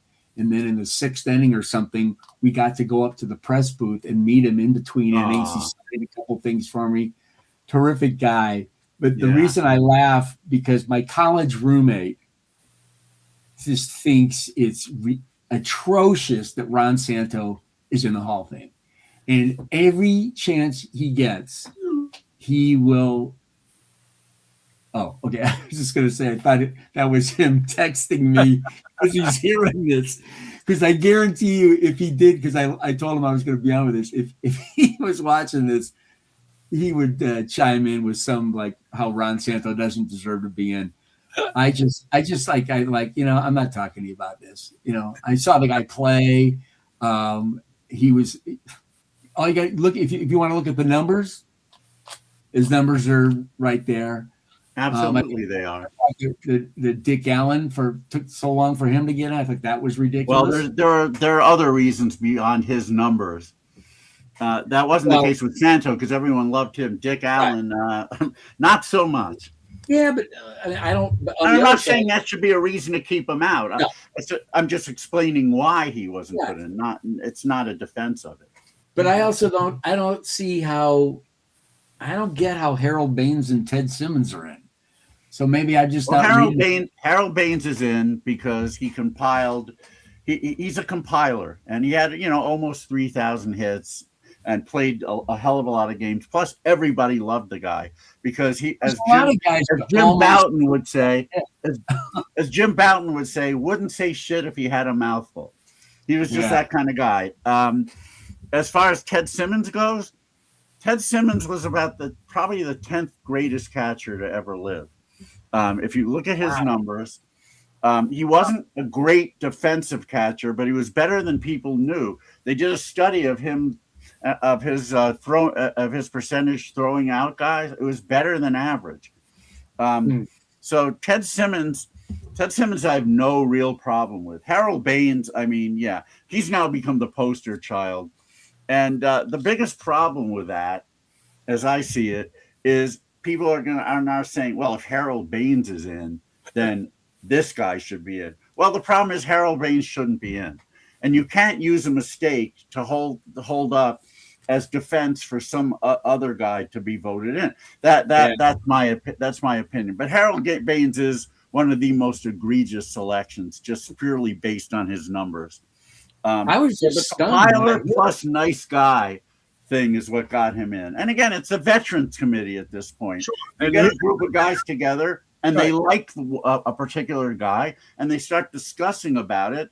Somebody finally convinces the rest of the guys, come on, Harold Baines, what a great guy he is. He deserves it. Vote for him, please. And then they do. Yeah. I don't know. That was the one that left me puzzled. But, everybody. It's like the Rock and Roll Hall of Fame now. I mean, like, I'd like to go. Don't get us started on that. It, but I just like, and we all knew this was coming anyhow, right? I mean, because it. I didn't know Whitney Houston was coming. No, that I did not see. Well, did she make it? Yeah. Mhm. Whitney Houston is in the What Rock about and Roll Hall Mariah of Fame. Carey? She didn't make it, right? I'm not sure if she has or not. Hmm. No, I Whitney. don't think she's. I don't think Mariah's in yet, but she's destined for it, obviously. Well, I didn't get Sade at all. I Yeah, mean, like, that's another one. she's fine, Look, but I think we know the answer to this. Rock and it's also a business, and it has to be very politically correct. So Yeah. you know, Mariah Even- was. they need more females. They need more people of color. I'm not going to get into the pluses and minuses of that. Again, not a defense nor a disparagement, just an Right. explanation. That's why these people are in. Yeah, You know, it ceased to be the Rock and Roll Hall of Fame several years ago. It's now, I don't know what it is, but it's not. It's not the Rock and Roll Hall of Fame anymore. Yeah, well, now it's a big time TV show on Disney Plus or whatever Right it is. there you go. Yeah. And how are you going to become a big time TV show? By electing people like People Whitney wanna see. Houston and Sade and Madonna and Sade, yeah. Without a doubt. And Donna Summer, who aren't, great as they are, they're not rock and roll. They're not. Yeah. You know what, Brad? We better wrap this up only because we could keep this going for 6 I know. hours. Well, And I you're see right our about numbers that. are. I see our like as it is in the record industry. I see our numbers are dwindling because people are probably going to sleep. Starman, I'll see you tomorrow night. It's just been a pleasure, I guess. Yeah, Brad, it's been great. We'll get you back on another time and we can talk more about, everything, including Omnivore. I'm happy to do it, and I love what you guys do. I think I'm trying to explore this whole avenue myself. I like it, and I know it's kind of nichey, but I think I don't know. I like it. I think people are communicating instead of doing this all the time. Yeah. Oh, it's much. I like that. Agreed. I like that. Number of our episodes where we do the Stump the Bash and the Beat the Bash, and then we have episodes where we just play new music. We play a track from a contemporary pop artists who have really good records, trying to help promote them. Right. And of course, we played more of Your Love actually a few weeks ago. Yep, yeah, we did. Well, thank you. I told you I would promote it, and I'm true to my word. And I appreciate Starman Brindley, but he's been around the whole night. I mean, that deserves. He's 24. He's got staying power. When we were 24, the things we could do that we can only dream about now. Yeah, that's another episode we'll have to have. Yeah. But I want before we go, Brad, I want to try to impress you a little bit. 1970 was is my favorite year for top 40 records. Let's just say I came of age as an 11 and then 12-year-old in September, and I fell in love with all of it. At the end of the year, of course, WABC had their top 100, but it wasn't called the top 100. It was called the Heavy 100 of 1970 because it was heavy. Back then, heavy meant important, significant. Right. I'm gonna see if I can recite for you what was the top 20 on the Heavy 100 of 1970 was for WABC. Number 1 was Raindrops Keep Falling on My Head. 2 was Let It Be. 3 was Band of Gold. 4 was I'll Be There. 5 was Close to You. 6 was The Love You Save. 7 was the one I thought would be number 1, but wasn't, Bridge Over Troubled Water. Oh, yeah. 8 was Ball of Confusion. Love 9 was Signed, Sealed, Delivered, I'm Yours. 10 was War. 11 was Make It With You. 12 was Ain't No Mountain High Enough. Diana Ross, of course. Right.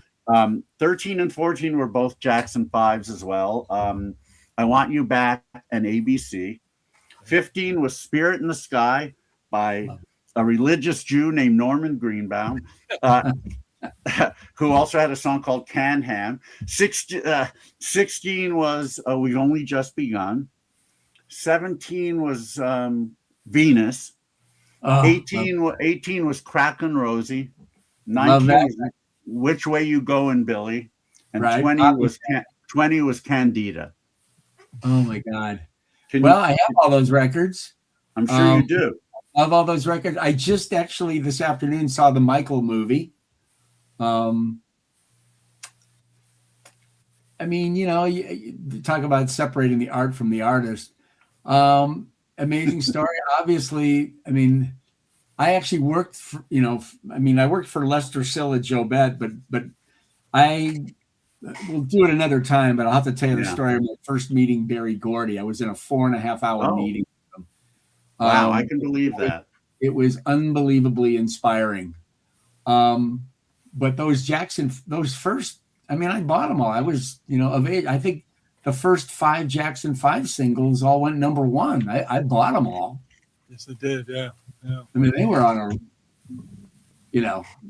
just a magical time with magical records being made. And Neil Diamond, another one of my guys. Neil Diamond's so massively underrated as a songwriter. If I'm not mistaken, and I may very well be, and we're talking about Billboard here, you may be talking about a different chart, but I think Mama's Pearl only made it to number 2. That was when they started to lose me on that. That was the 5th. Well, that was the 5th single. But that I can tell you that was number 1 on LS for sure. That I'm sure, and on WABC probably too. Yeah, but the movie was. I think the movie was good. That kid looks. I mean, he's related to him, but man, he looks scarily like Michael. I mean, it was like sometimes I had to do a double take. They're like, wow.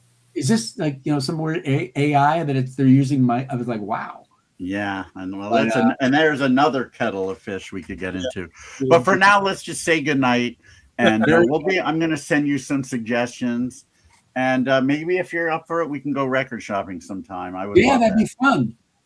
Thank you for having me. Great to be on, Mark. Good luck tomorrow, and I gotta be up in 3 hours and 15 minutes. Right. I know. I should have been more cognizant of that. But don't care. All right, guys. This was too much fun. Yeah. All right. And best of luck with everything Omnivore. Thanks so much, David. Appreciate it. Everything You too, Friendly. See you tomorrow. All right. Take care, guys. Take care, Joe. Everybody, have a great night. Thank you, Brad. Good night. Wow. This was our longest interview, straight interview without doing anything else. But yeah, I mean, I certainly could have, and I'm sure you could have. We could have talked to him for hours. I mean, not only is he a record label owner, but he's a fan of pop music, top 40 music. He loves baseball. We could talk to him about that. I mean, we got to have him back for a beat the bash. He's I think I'm going to go on record right now, and I'm going to say I'm going to do my damnedest. I'm going to try and do as well as I can, but I predict that he will beat me. I don't know. We'll have to see. It all depends on I'd be very. I think he knows things like songwriters, and I think he knows things like labels also better than I do. He could get you on that, but it all depends on the clue too. No, everything. As one of the characters in the movie School Ties said, you. There you go. Well, Tim is he's a medical marvel. As Connors in the movie School Ties said, you were bound to ask me the right questions one of these days, sir. Or something like that. Anyway, we've got some stuff coming up, and let's run through I'm that. I'm so tired, I can't remember all of it, but we know on May 3rd, you found us a great guest. Yeah, you had lunch with him not too long ago, but you were a fan of a band from the early 80s, 80, 81, 4 out of 5 Doctors. We've got bass player, lead singer, songwriter Cal Everett from 4 out of 5 Doctors. He's got a brand new album coming out right about the time we're going to have him on the show called Weight of Early Promise. And I'll tell you what, blew me away. He sent it to me, and I said, got to be on the show. And there it is. And he's going to be here May 3rd, back at our, that's next Sunday, back at our normal 8 o'clock. Our 5 o'clock, 8 o'clock time frame. Yeah. Now that I'm home, I don't have to worry about any of that. And as we were talking about, the biggest marvel about this, other than the songs being as good as they are, is that this is a guy who's now in his 70s, and his voice is better than it was when he was younger. It's it's almost like he sampled his original voice, AI'd it up, and made it even better, which we know he didn't do. I sure hope he didn't. It's really good, and the whole album is fantastic. So, yeah, he's going to be on next Sunday, Kyle Everett. And then what do we got? On the 10th, we've got just like I'll be burning Sensation tomorrow. Yes, those of you who are as old as we are, and to remember the inception of MTV, you know how they would have things at that point. They would just show videos then. That's all it was. And they would have certain things in rotation. And one of the songs they had in rotation early on was a song called Belly of the Whale. Yep. It's had kind of a calypso feel along with being new wavy. And it was by a band called Burning Sensations. And one of the members of that band, eventually it was a big part of the LA scene, eventually put together a band called Cosmo Topper, who has released several great albums over the years.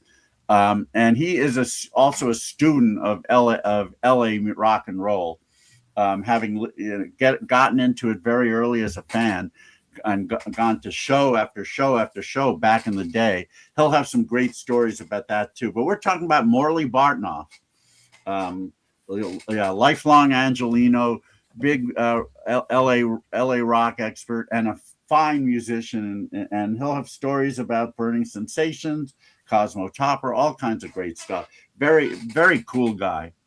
Yeah, that's excellent. And I think after that on May, I don't think we have anything for a while. Well, the 17th.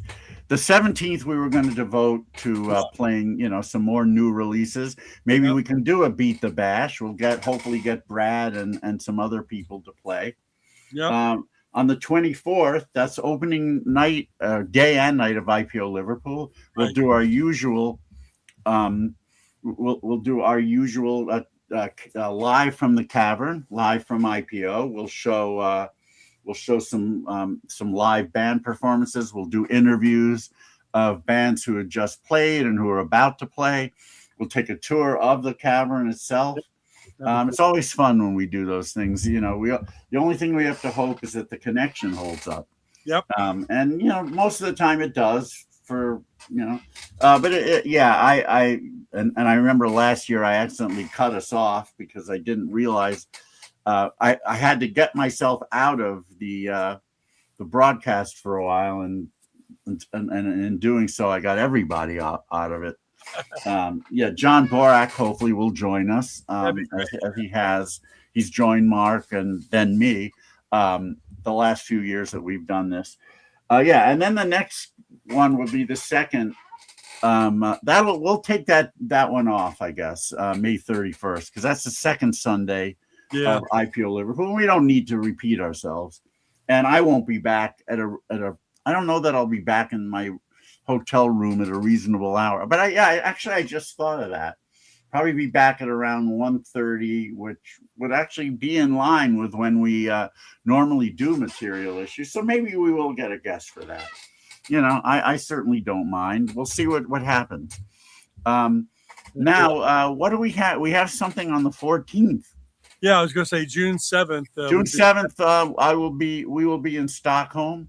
We'll be doing IPO then. So there may be an opportunity for a guest. Again, it will be very late for me, but hey, if people can stay 3 hours with us, I can be up at 2 a.m. doing IPO from Stockholm. But on the 14th, is that lined up yet?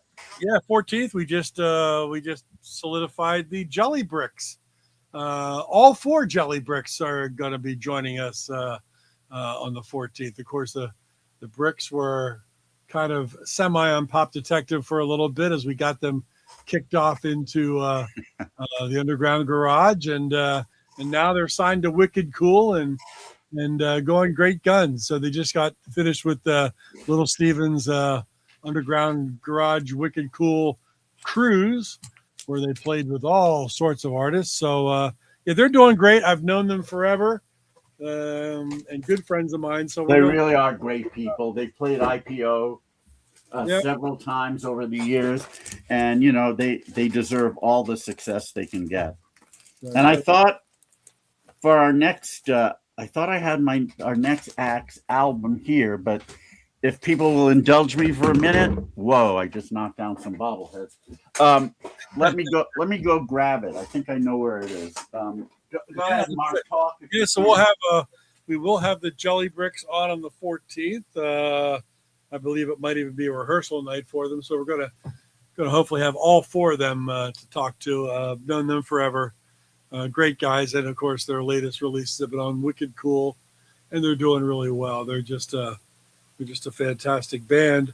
And again, Dave was talking about we'll have the 17th of May. We'll play a lot of new music. Hopefully, one of those nights we'll get a beat the bash, stump the bash, do something. So if you're interested in joining us and again trying to beat the bash, you let us know. We had a lot of fun last time when we were texting all the answers in, and of course David still undefeated as far as that's concerned. But he's going to bring out something for the show on the 21st of June, which is going to be really good.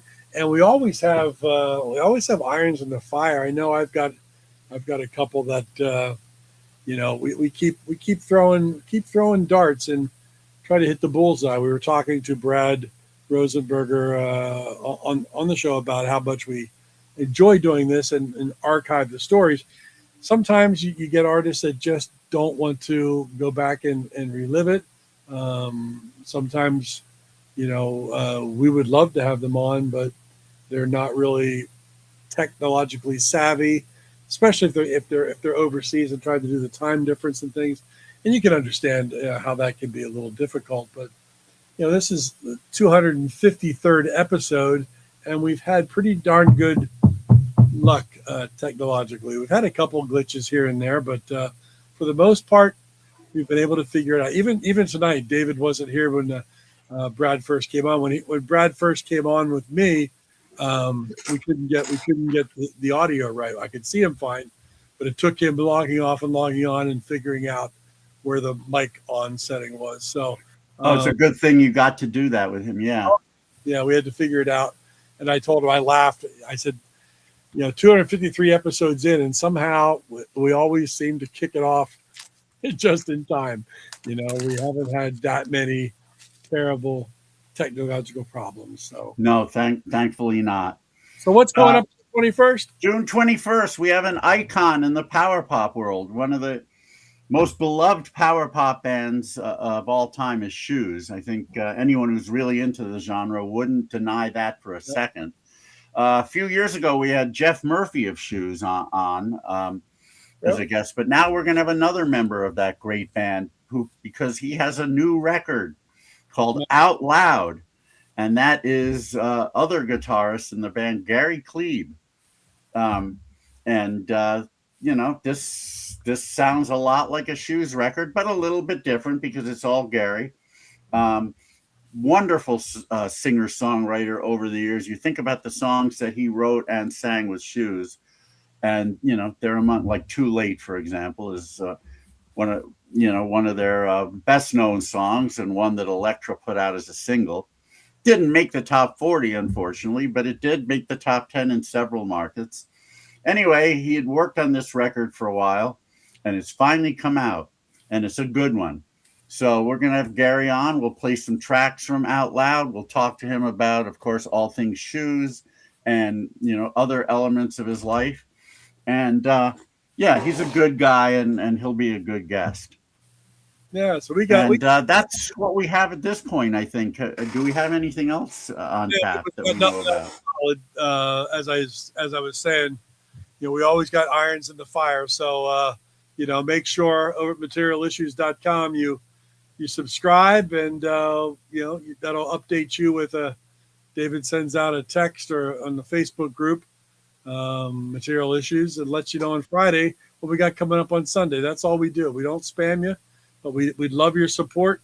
Subscribing to either group anywhere. Let all your friends know, because we've got 253 episodes now after tonight in the archives, also at materialissues.com. So if you've missed anything, just go there, and under the live tab, you'll find all 253 episodes. So lot for you, including episode 95. Yeah, and that one too, which has become our most popular. No, it hasn't become our most popular episode, No, it certainly hasn't, but it's up there. it's one that we'll never forget. That's all I can tell you. How But could tonight's you? show with Brad Rosenberger of Omnivore was fantastic. Oh my God, that was. I mean, I had only met him the one time, and we'd spoken briefly. Thank you, Tim. Yeah, really. Both of us need it. Mark more than me, given what he's going to go through tomorrow, but or today in his case at this point. But yeah, I had no idea that Brad was. I could have suspected, but I had no idea that he was as immersed in all the minutia like I am. Yep. And I you know, thought we're the same age, so you know we can obviously relate. And yeah, that was great. We could have. I mean, that was one. You know, we say that we've said that a few times, but that was one where we could have gone another 7 hours, and we could have regaled each other with stories, and he could have told us even more about the label, and we wouldn't have been bored. Exactly. No, it was great. It was a great So, conversation. Yeah.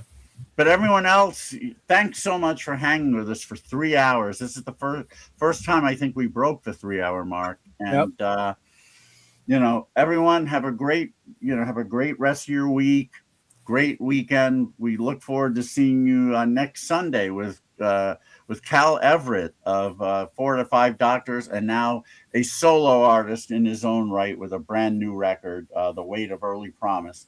So that should be fun. All right. Everyone have a great night. Mark, thank you for hanging in there. Love Tarina. Love to Ches, Audie, and your proctologist. I hope he's good to you. Have a great night, everybody. Yes, peace.